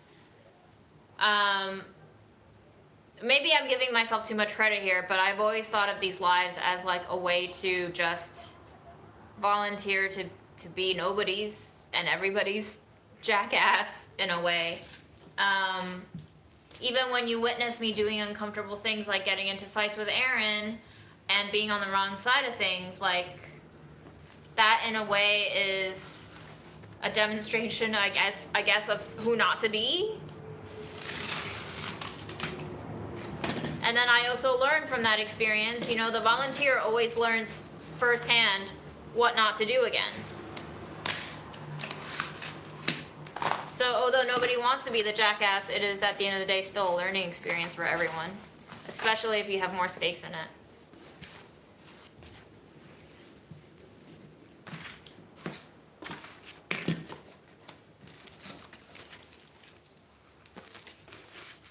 I guess these lives are a very weird mechanism where I am both,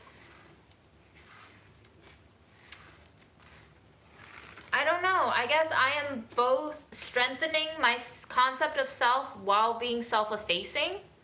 It's very paradoxical.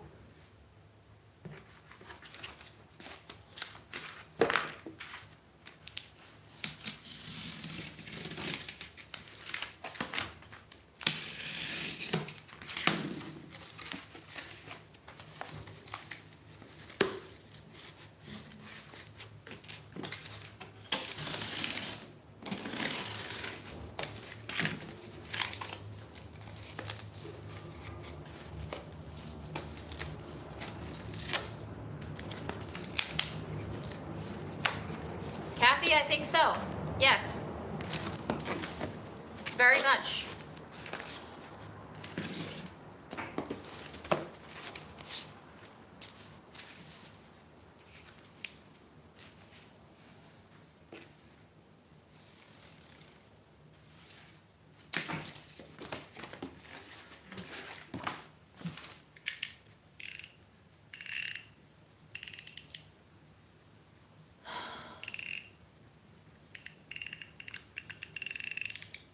And yes, I do agree.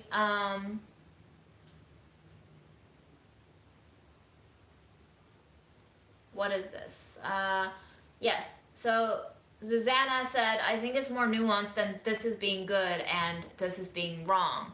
I completely agree. I think sometimes even when something feels awkward, wrong, shameful, or uncomfortable, there is always room for discussion and dissection maybe about what's actually going on.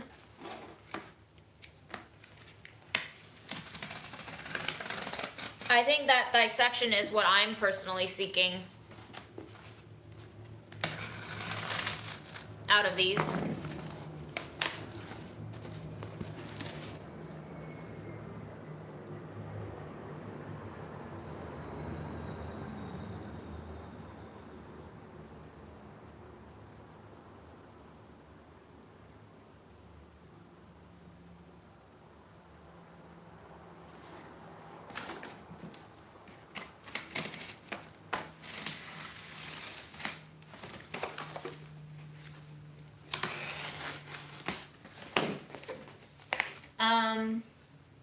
Deborah says, last night's live when Aaron put the toasted oats in the jar and you asked him to use a spoon, that seemed to be what triggered you. I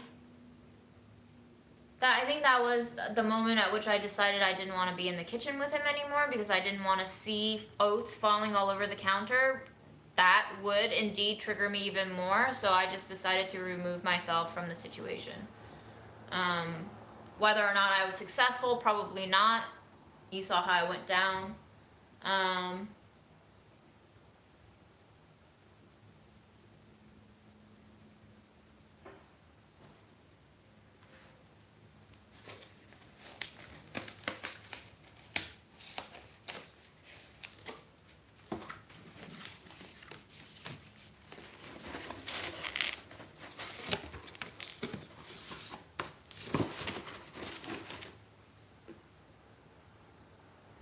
I am easy to care about. How does that, explain that for me? What does that mean? What makes me easy to care about? Do I seem like I need protection?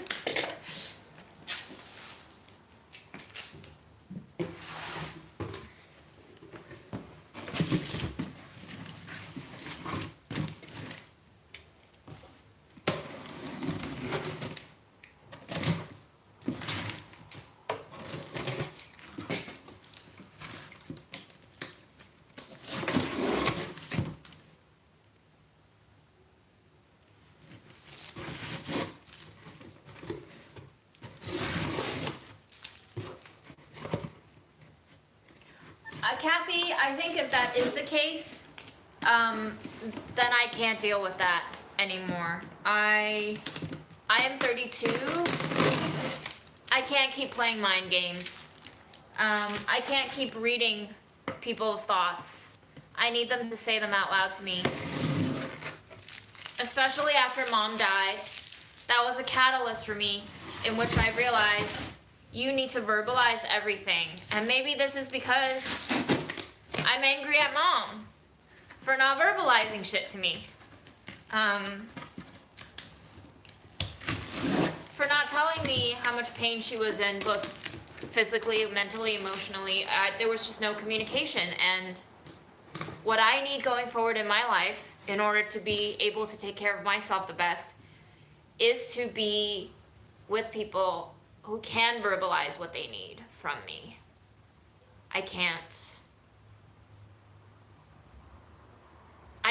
do what Mom did, which was to think about all the things that somebody else might need, and then end up giving them so much care, attention, and pieces of herself that she never stopped worrying, even when that worry was not desired by the other person.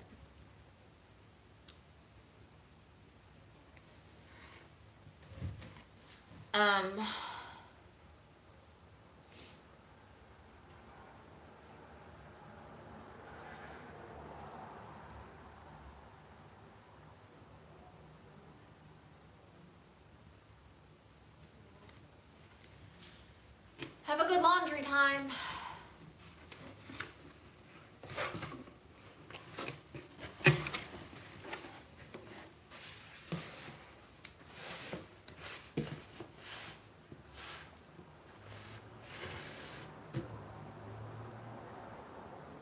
Yes, media girl, I agree. I was not good at reading between Mom's lines.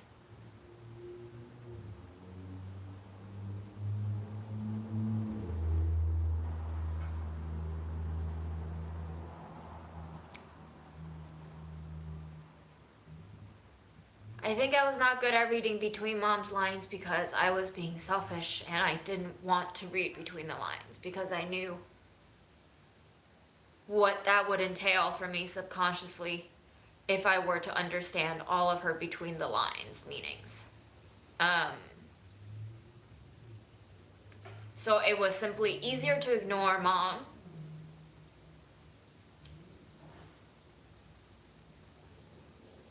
by not listening to her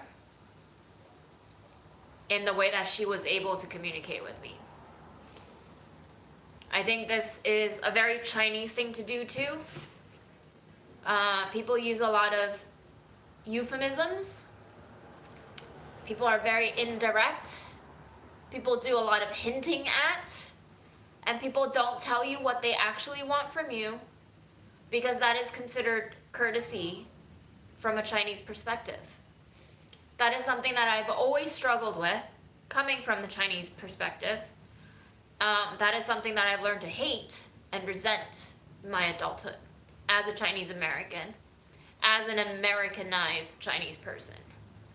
It is something that I've always struggled with, and I've always denied the validity of, because I think, to me, in my Americanized understanding of the world, it is deceptive. Not to say that all Americans don't participate in the same habits of hiding true intentions. Of course, we all do that. But seeing it from a Chinese context and learning to hate it from my American perspective has caused me to want to not have any inkling of that in my life. And I've always said that if you need something, you need to be straightforward with me. And if you ask me for something, I will give you my honest answer and not what you want to hear. So be sure that you are asking me something you are ready to hear the true answer to. That's something I always told Mom.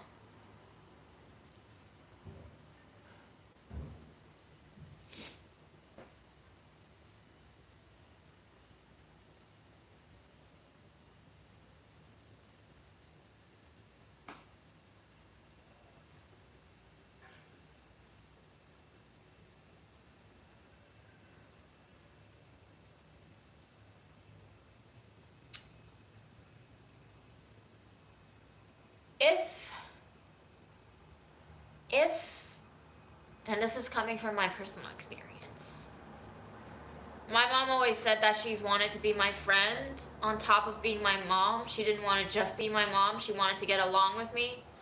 But I think I have told her this many times too, that if you want to be my friend, you have to treat me like one. You can't keep treating me like a mom would treat her daughter. That dynamic is not the same. If you're going to withhold pieces of yourself and your life and your thoughts and your feelings, that's not what friendship is. And in trying to protect me from her role as a mom, from all her no good, painful feelings in life, she was not my friend, unfortunately, no matter how much she or I wanted her to be.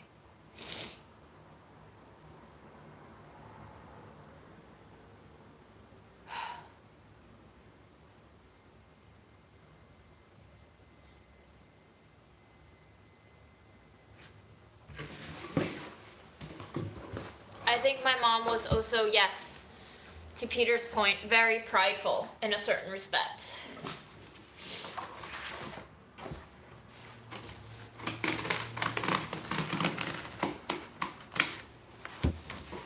I don't think she liked having to admit needing help.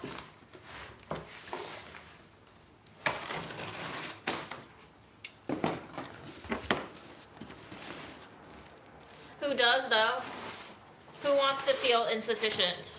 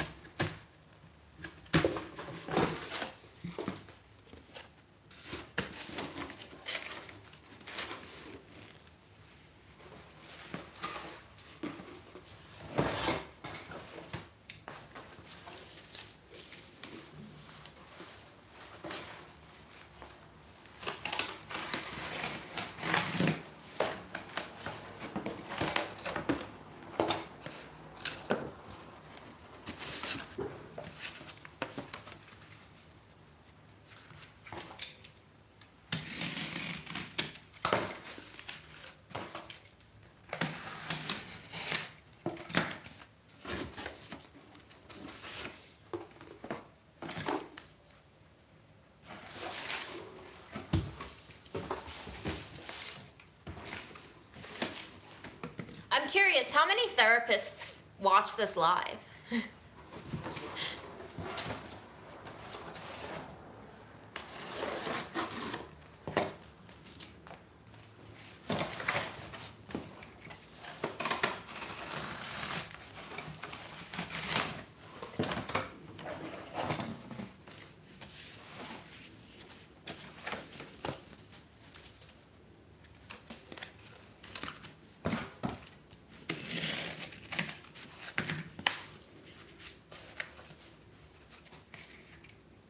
Linda, no doubt. Absolutely no doubt about that point. Mom absolutely tried to give me the best of everything she had, even the things she didn't have. That's kind of what killed her, though. She was constantly trying to give.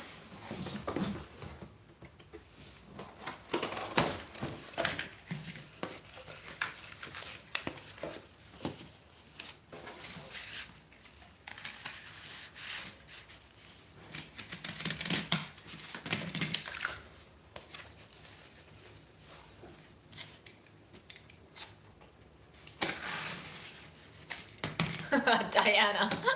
LOL.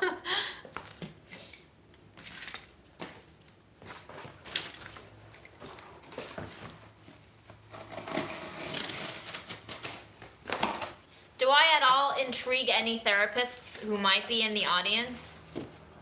Do I attract you as a case study of sorts? I feel like this would be a very ripe place to be to extract examples.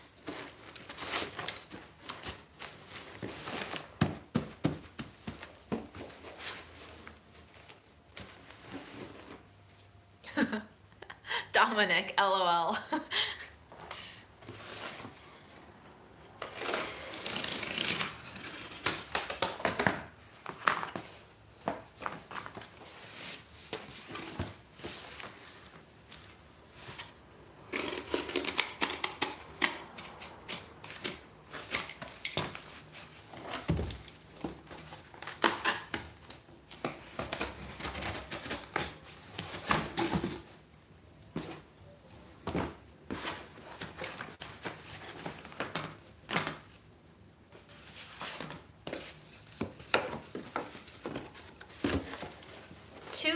to grief to be a good case study. Ah, I see.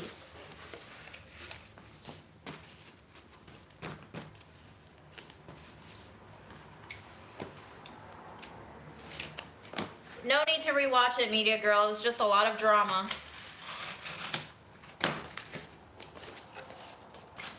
I think we turned off a portion of the viewers last night with that drama. As it goes. Normal for the course.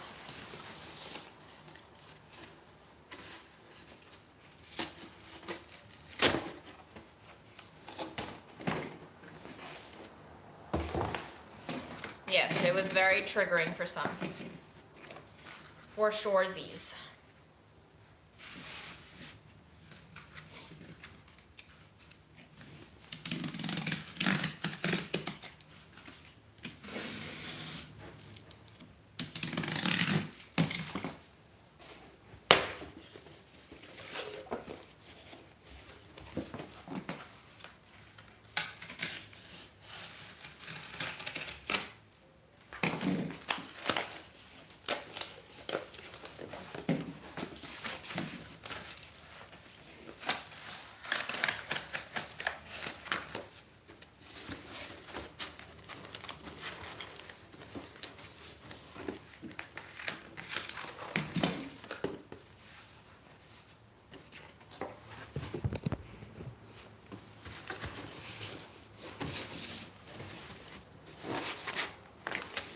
We might make it. We might make a very loose fit, but could be useful.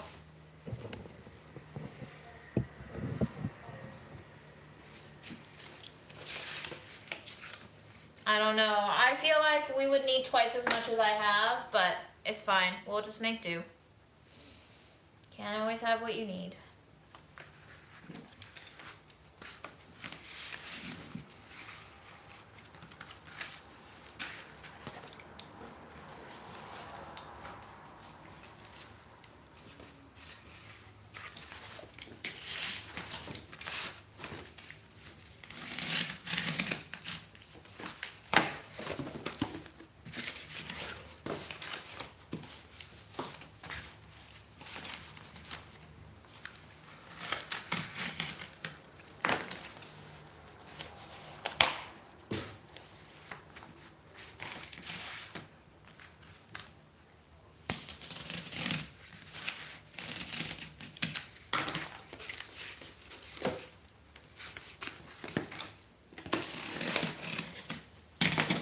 On that note, how many of you are retired and how did you decide you wanted to go into retirement? I've always been curious about when people choose to retire.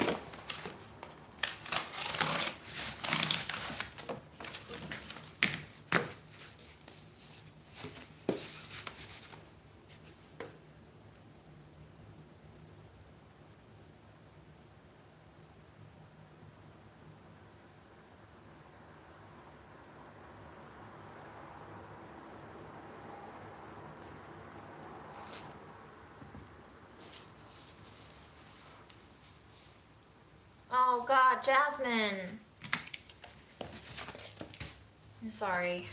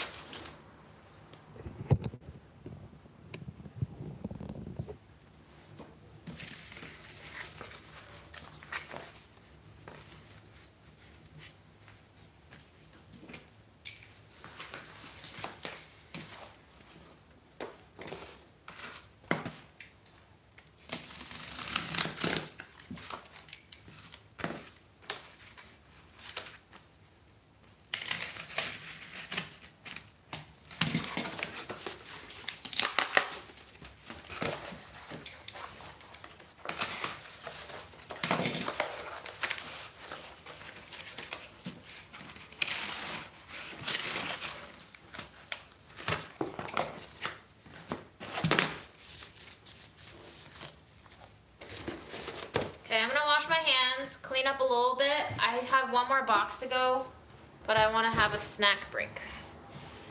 Gotta make sure this activity is still fun for me after it all.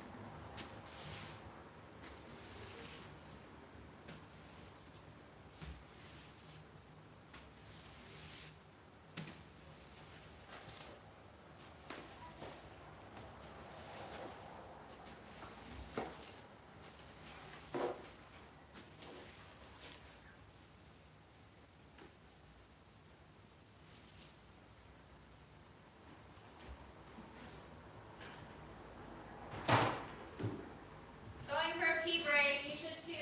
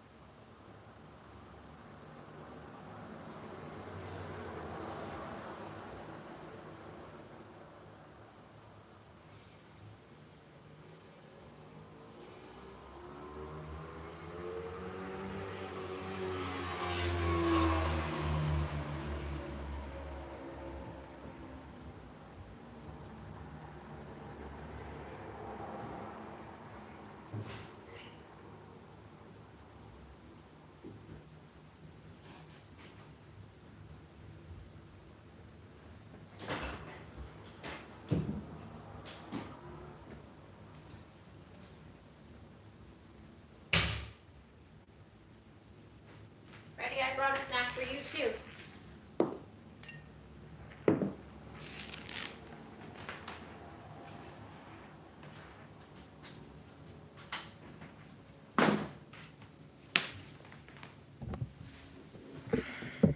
I'm charging you guys, just in case I decide this live is not already long enough. We're gonna drink some water.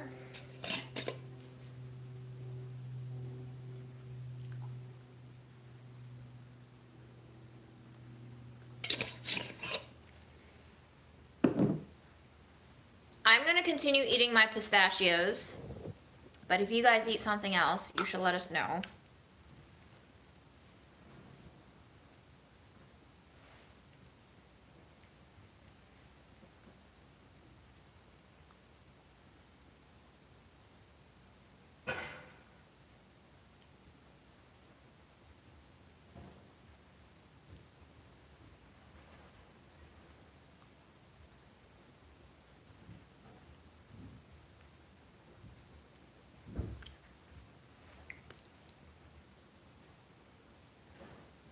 Can you chew a little bit more? Or like savor it?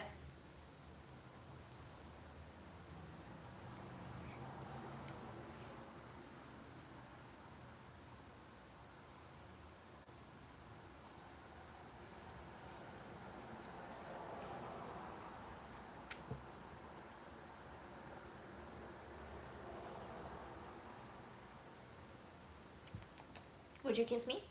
Would you kiss me for a treat?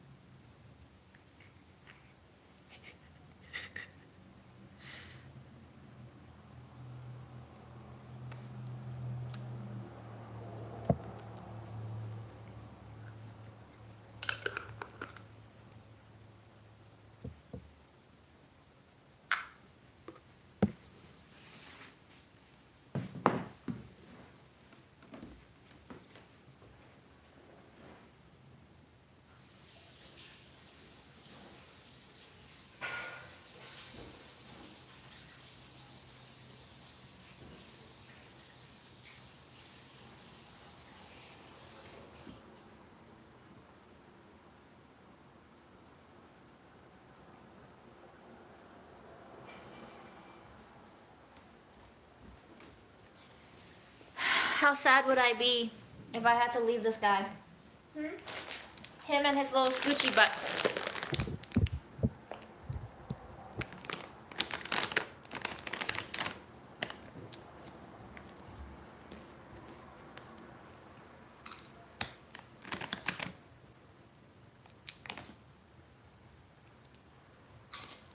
Oh, Freddie!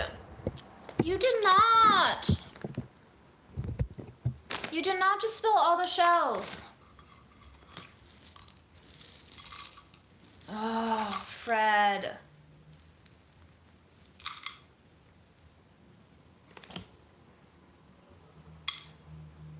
Guess what, Fred? We're gonna have to vacuum now.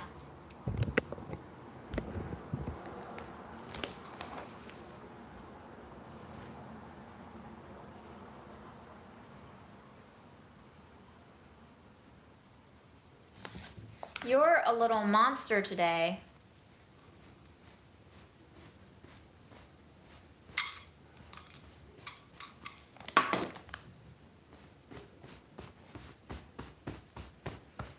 You're gonna be so scared when we vacuum later, huh?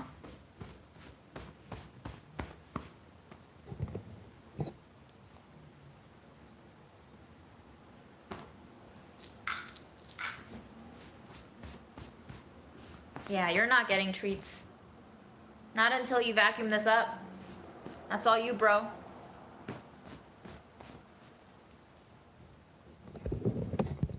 I don't know how it's gonna stay together without falling apart. I just have to pack it.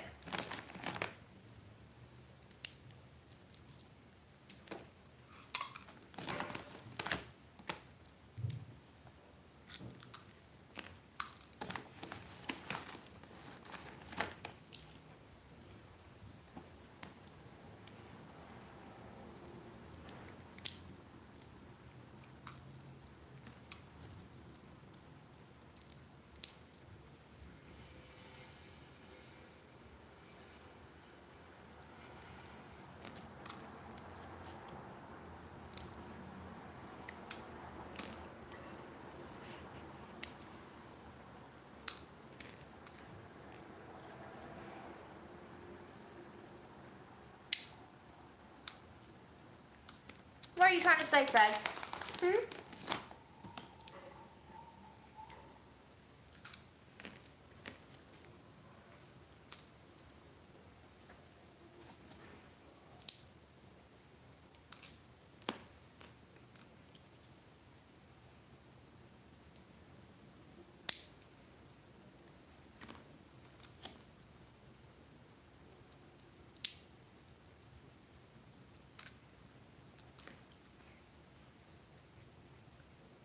I hear him wheezing.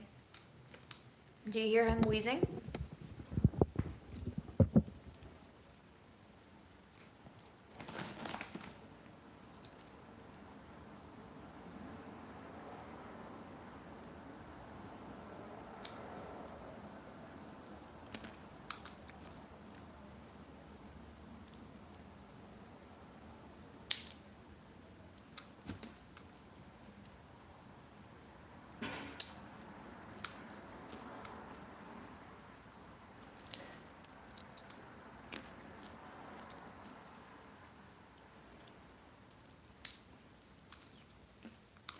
Freddie, if I give you treats, you're gonna have to go chase for them, okay?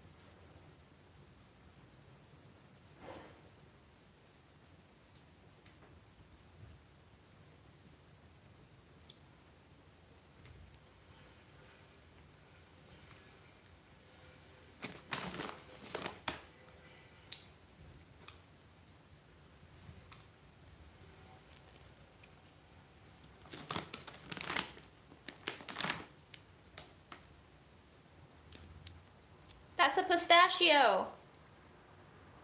Do you want a pistachio? You do? You do?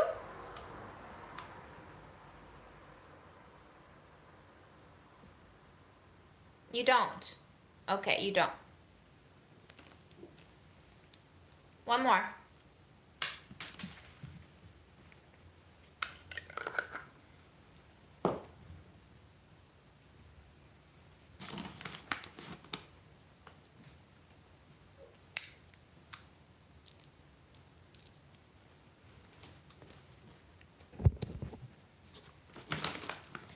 I'm disciplined or I'm good at disciplining. Those are different things.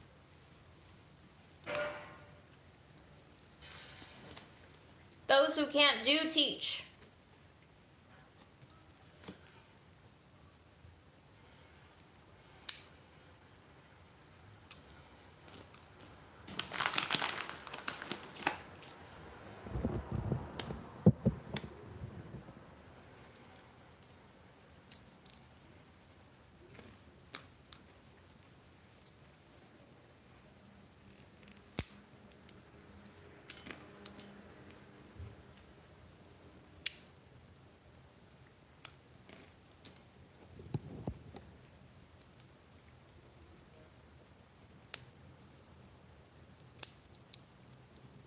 You bought Dave's?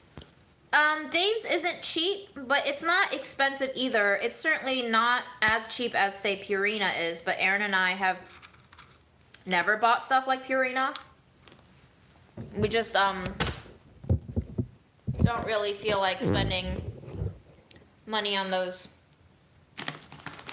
big pet food corps if we can help it. It's not that unaffordable, so we would rather.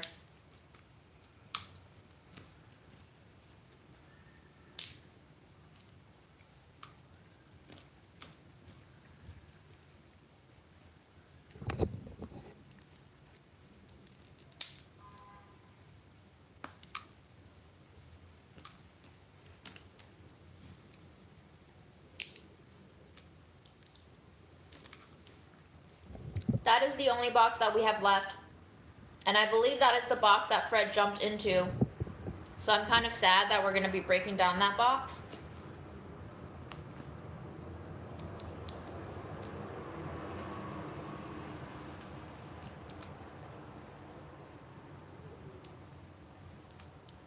Turkey bacon with green grapes? Never heard of such a pairing. Fascinating.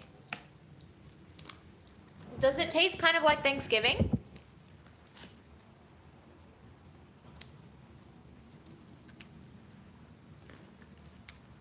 We've always had 2 chairs. You've only just seen one of them in the kitchen.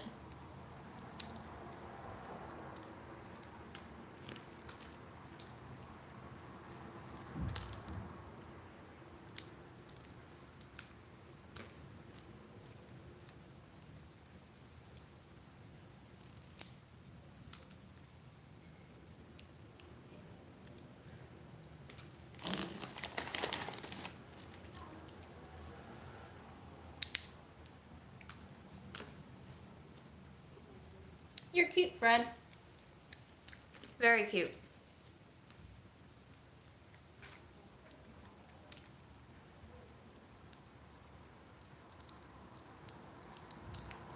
We got the chairs from an office that Aaron used to work at. They basically threw out a lot of their office furniture. And these were some that Aaron could not manage to get donated. So we actually carried them via the subway from Manhattan to Queens.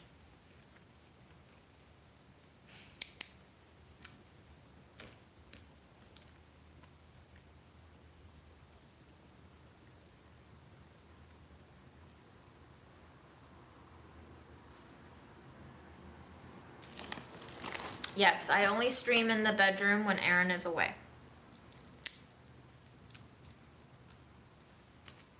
Aaron does not like the feeling of 200 to 300 strangers in the room with him. And before Mom passed away, we had an agreement where I could stream from the bedroom once a week. But if he's not here, then it's free game. I have some dried spices that are older than 4 years. Honestly, do not recommend keeping them for that long.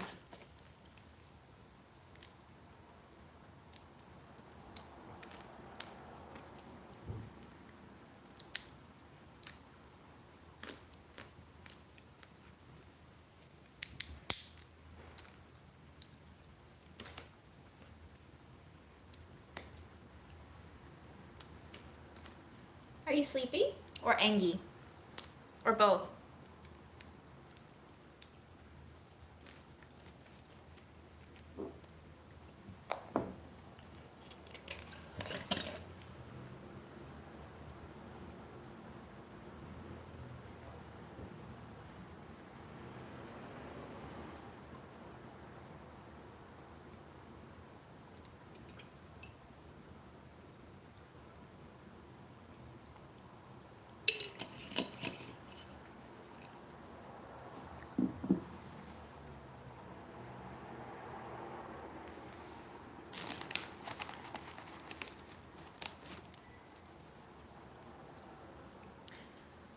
Yes, Chewy is affordable for us.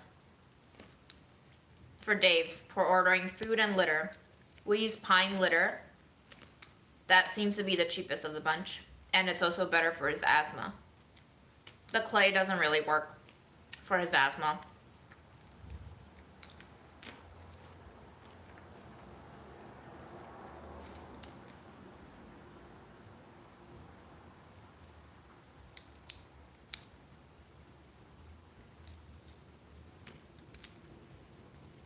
For someone who's jumping into more Asian cooking, what would your spice recommends be?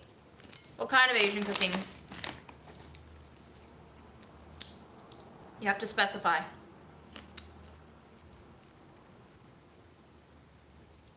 It's like saying for someone who's jumping into European cooking, what spices would you recommend? Butter. I would recommend butter.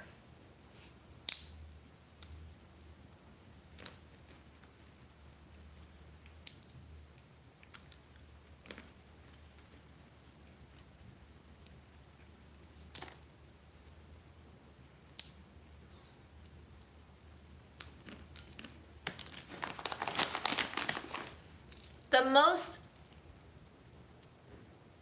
versatile Asian spices that are coming to mind immediately is fish sauce. That's more Thai. For Chinese cooking, I recommend white pepper, some Sichuan peppercorns. I recommend thinking about using your sweet dessert spices from the American canon, such as nutmeg, cinnamon, cloves, as meat spices. What else? Sesame oil is a big one, I'm sure you know. It's good on everything.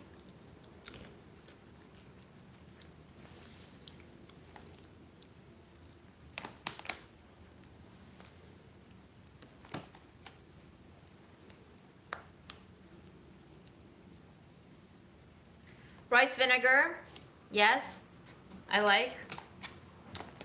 I don't think of ginger, garlic, and spring onions as spices, but yes, definitely. I'm thinking more like cabinet, shelf stable ones. MSG would be helpful, but not necessary. Especially if you are already using a lot of other ingredients.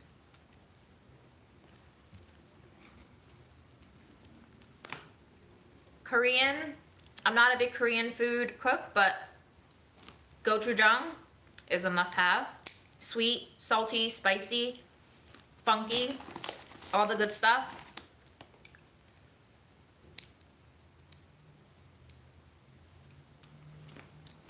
Oyster sauce is a very, I think it's more popular in Cantonese cooking, but definitely delicious. A little bit salty, sweet, no spicy.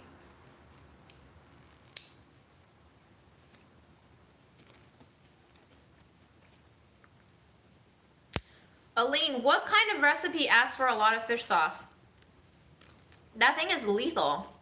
If you use like a tablespoon of it, you're gonna salt yourself out.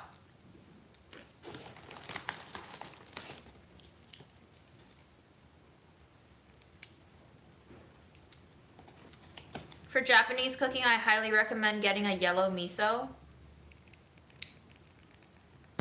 Ooh, that was hard to open. Ow.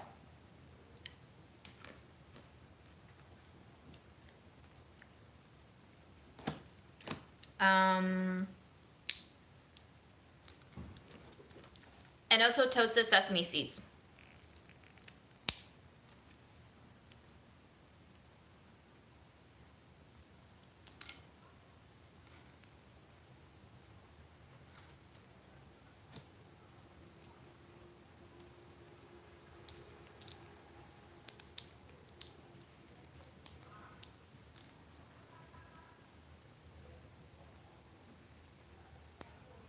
Fish sauce looks, in its concentrated form, to me brown. Like a clear brown.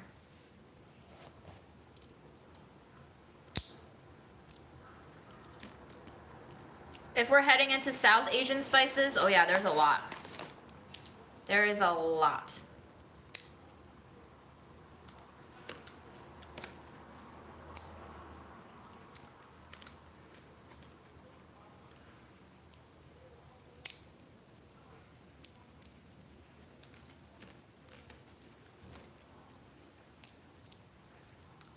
I really like fenugreek. It's fascinating how much it tastes like curry on its own. And curry is supposed to be like a mixture of spices. But fenugreek is very complex, well balanced already.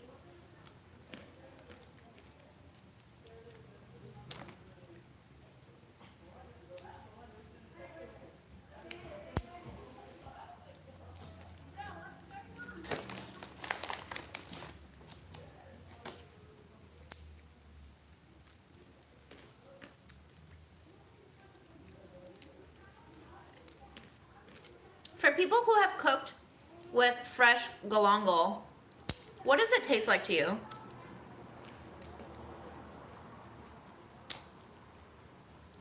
That's not neighbors, that's the street. Can you explain how to use fenugreek? I don't really know how to use it myself, but you use it like you would use black peppercorns. You can toast it in oil.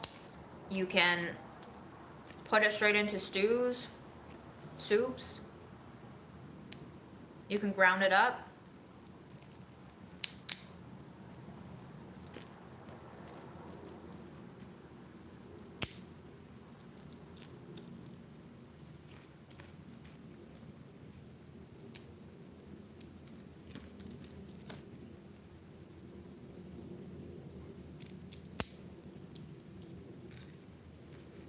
That's what I thought. I didn't feel like it had a strong taste on its own, the galangal.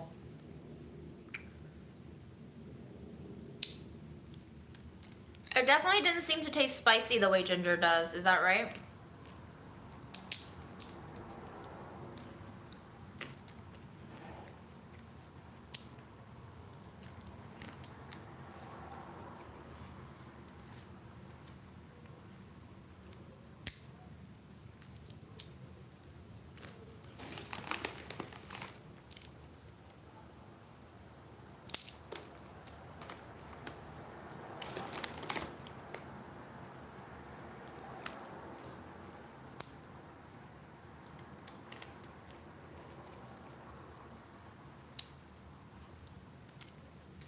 I've never heard fenugreek described as maple syrup before. That's fascinating.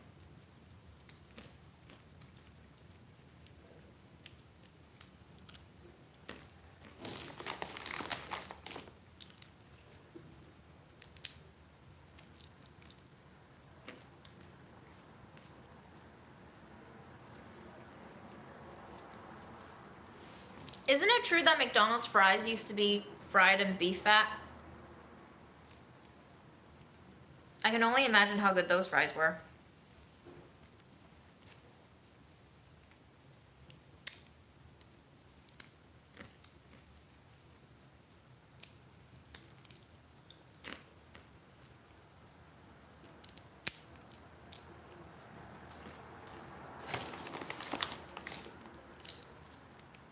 Ooh, Belgian fries are always fried in beef tallow?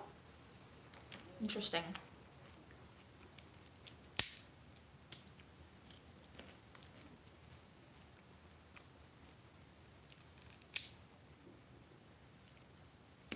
I don't ever remember the apple fries being fried, or the apple pies being fried. How long ago was that?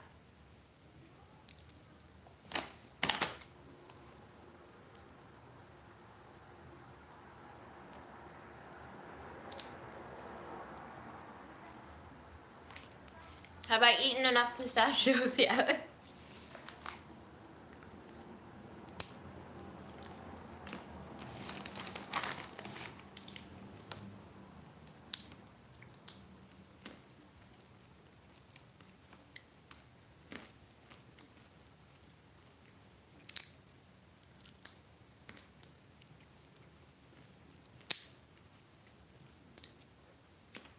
I don't think we said katsuobushi. But that is pretty good. Also, dried shiitake mushrooms. Great for soup bastes. Soup bases.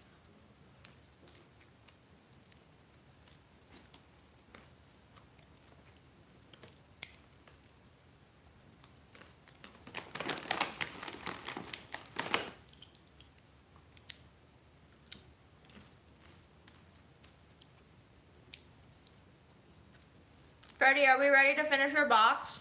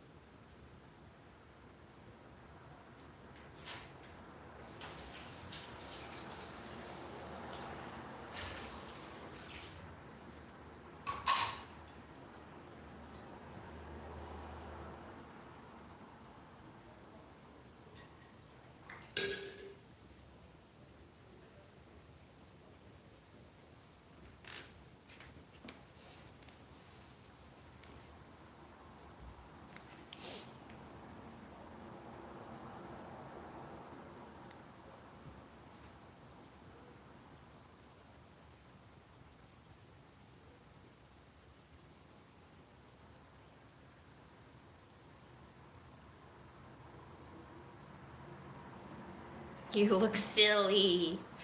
Bye, Ashley. Okay, here we go. Last bit of boxes.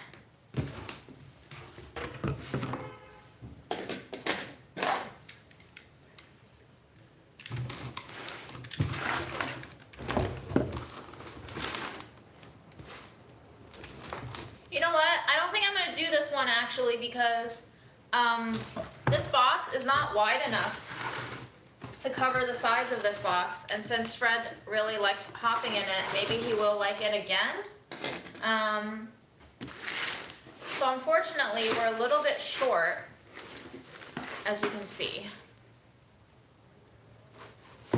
A quarter of the way short. Do you want to try this?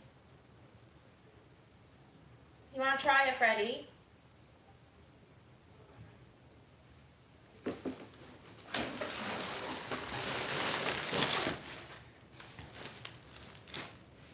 We're gonna throw this one out, okay?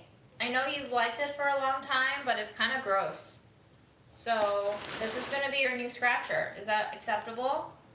I'll be sure to add more stuff to it once we get more boxes.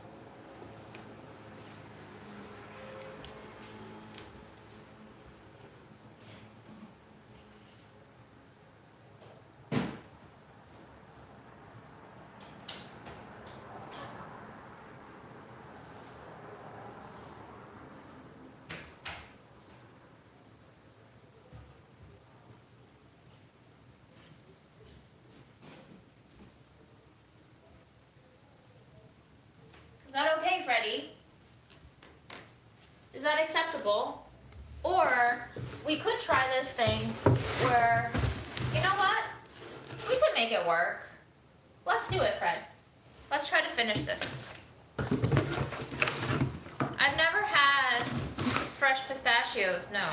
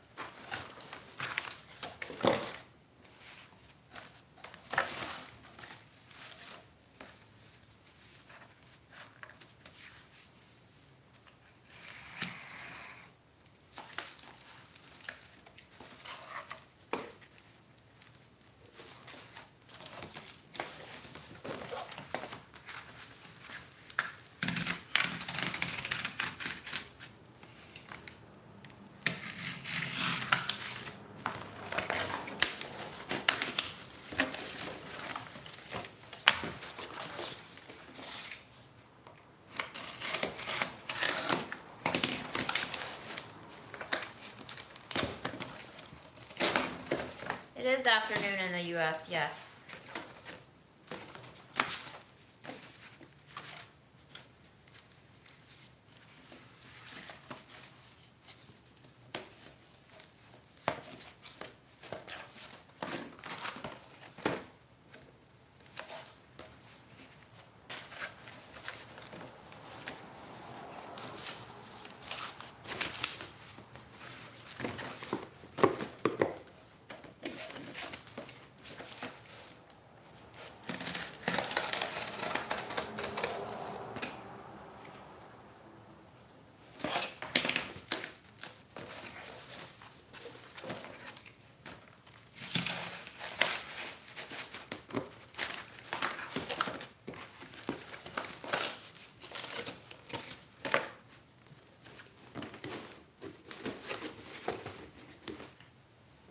Freddie, should we not throw out that one? Do you like that one still? Look at how tiny you are.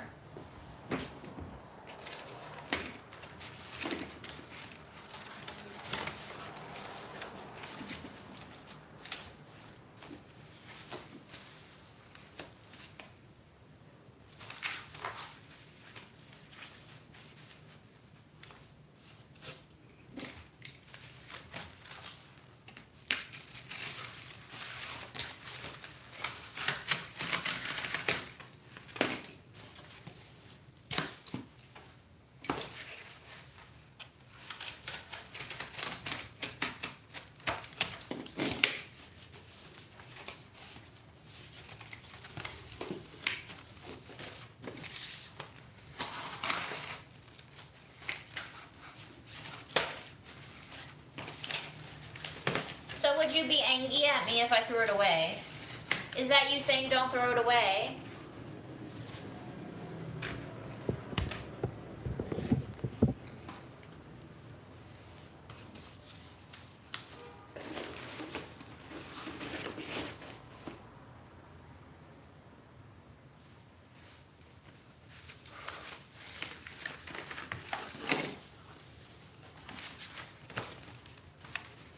Are you telling me I did a bad job? You telling me I did a bad job on this one?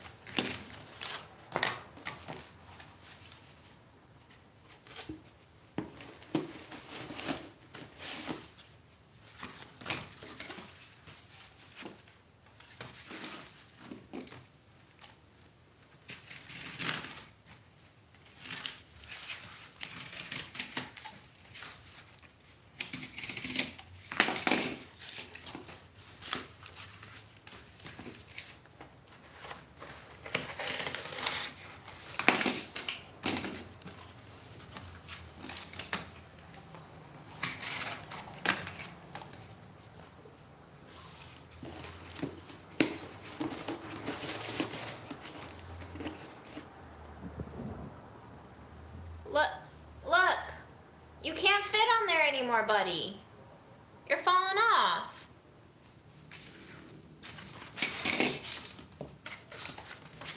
Doesn't fit you anymore, bud.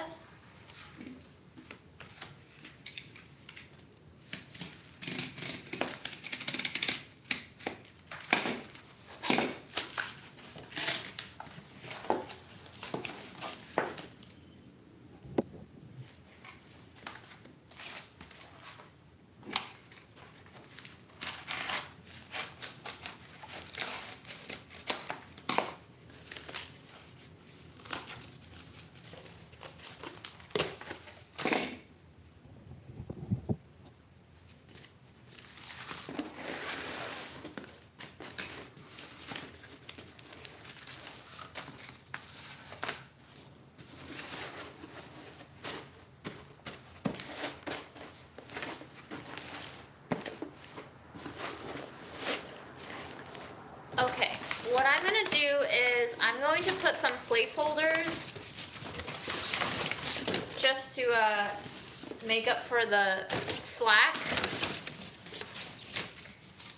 And then once we get bigger boxes,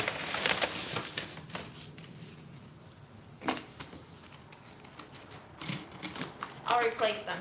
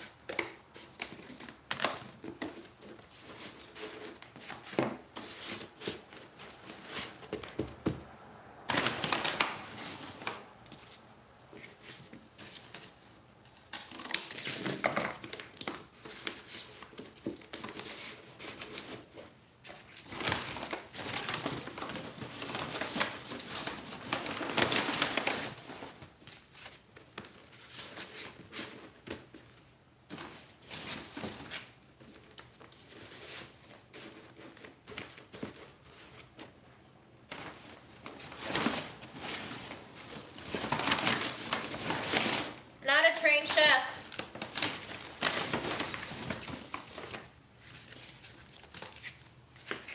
Just the cook.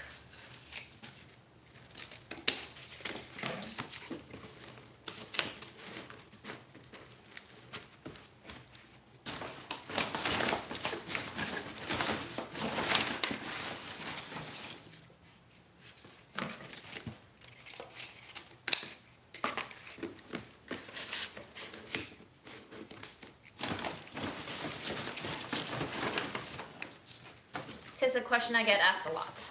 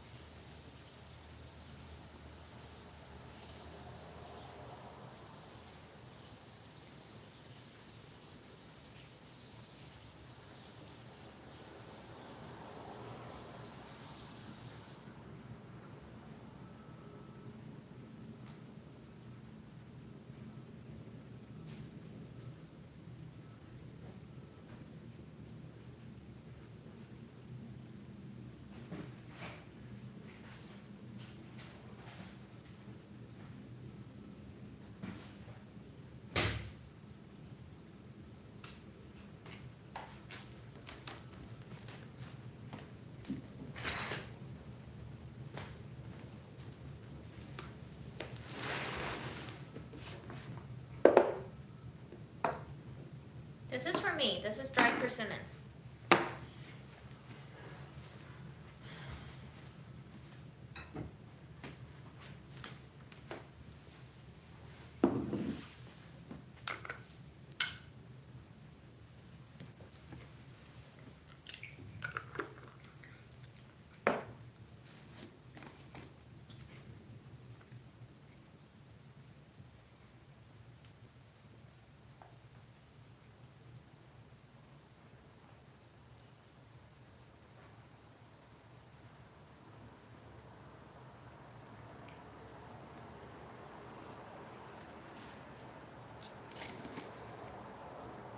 I don't think he needs it to be more even.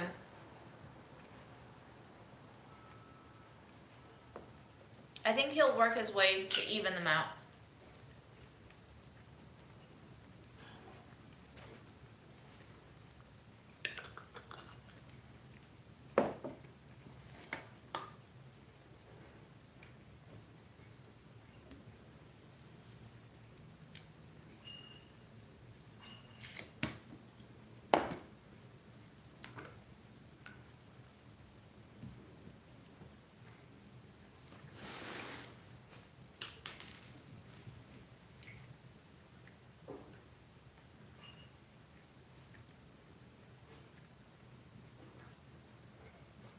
When I get more boxes, I can reorder them by height, so we can have more of a gradient.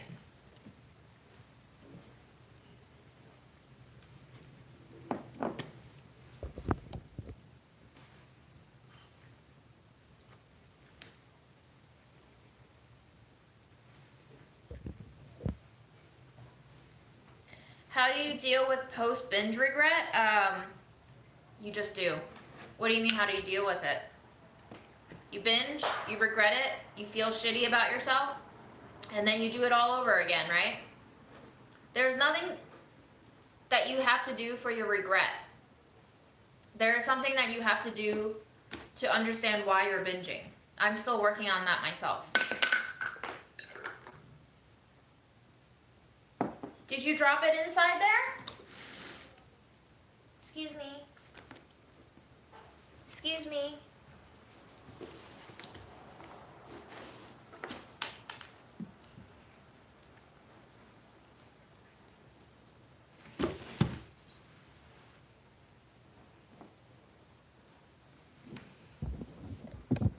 It's not really always clear why you binge. But you're not binging to binge because you feel shitty and horrible after a binge. You're binging because you have some other need in your life that you're not fulfilling right now.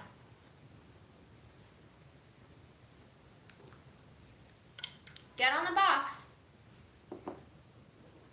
Get on the box. If you step on the box, there you go. Okay, but it's gonna be here.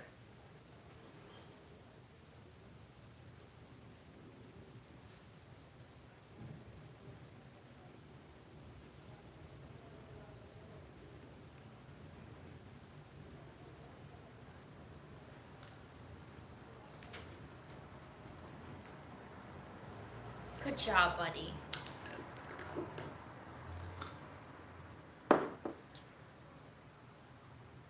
Only mods can post links, unfortunately. But you can tell us the title, and we can search for it.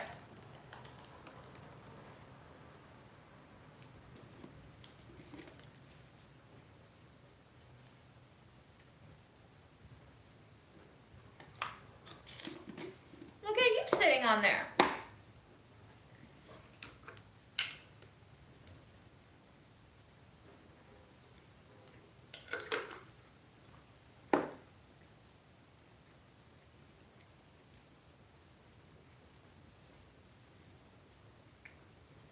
That's my thumb, bud.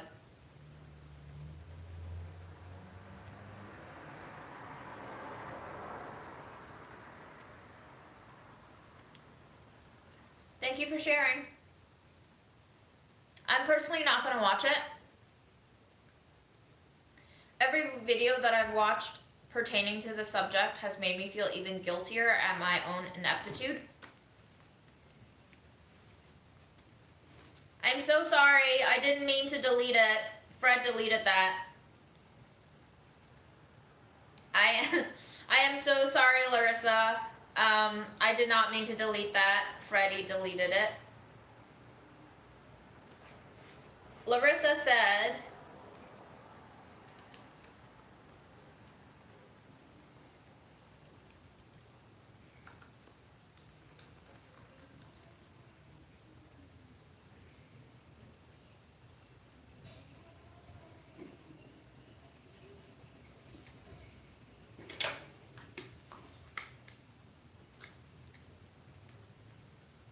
Freddie, stop deleting comments.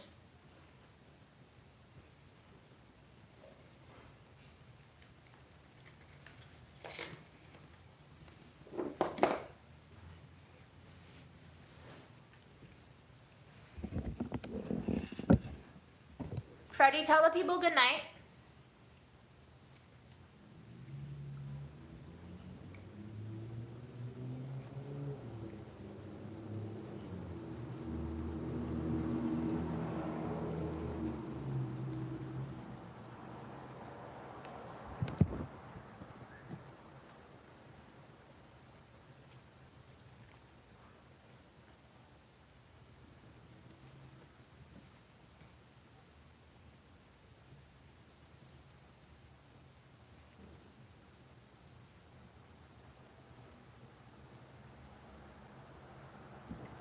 Thanks for joining, y'all. Happy Monday coming up.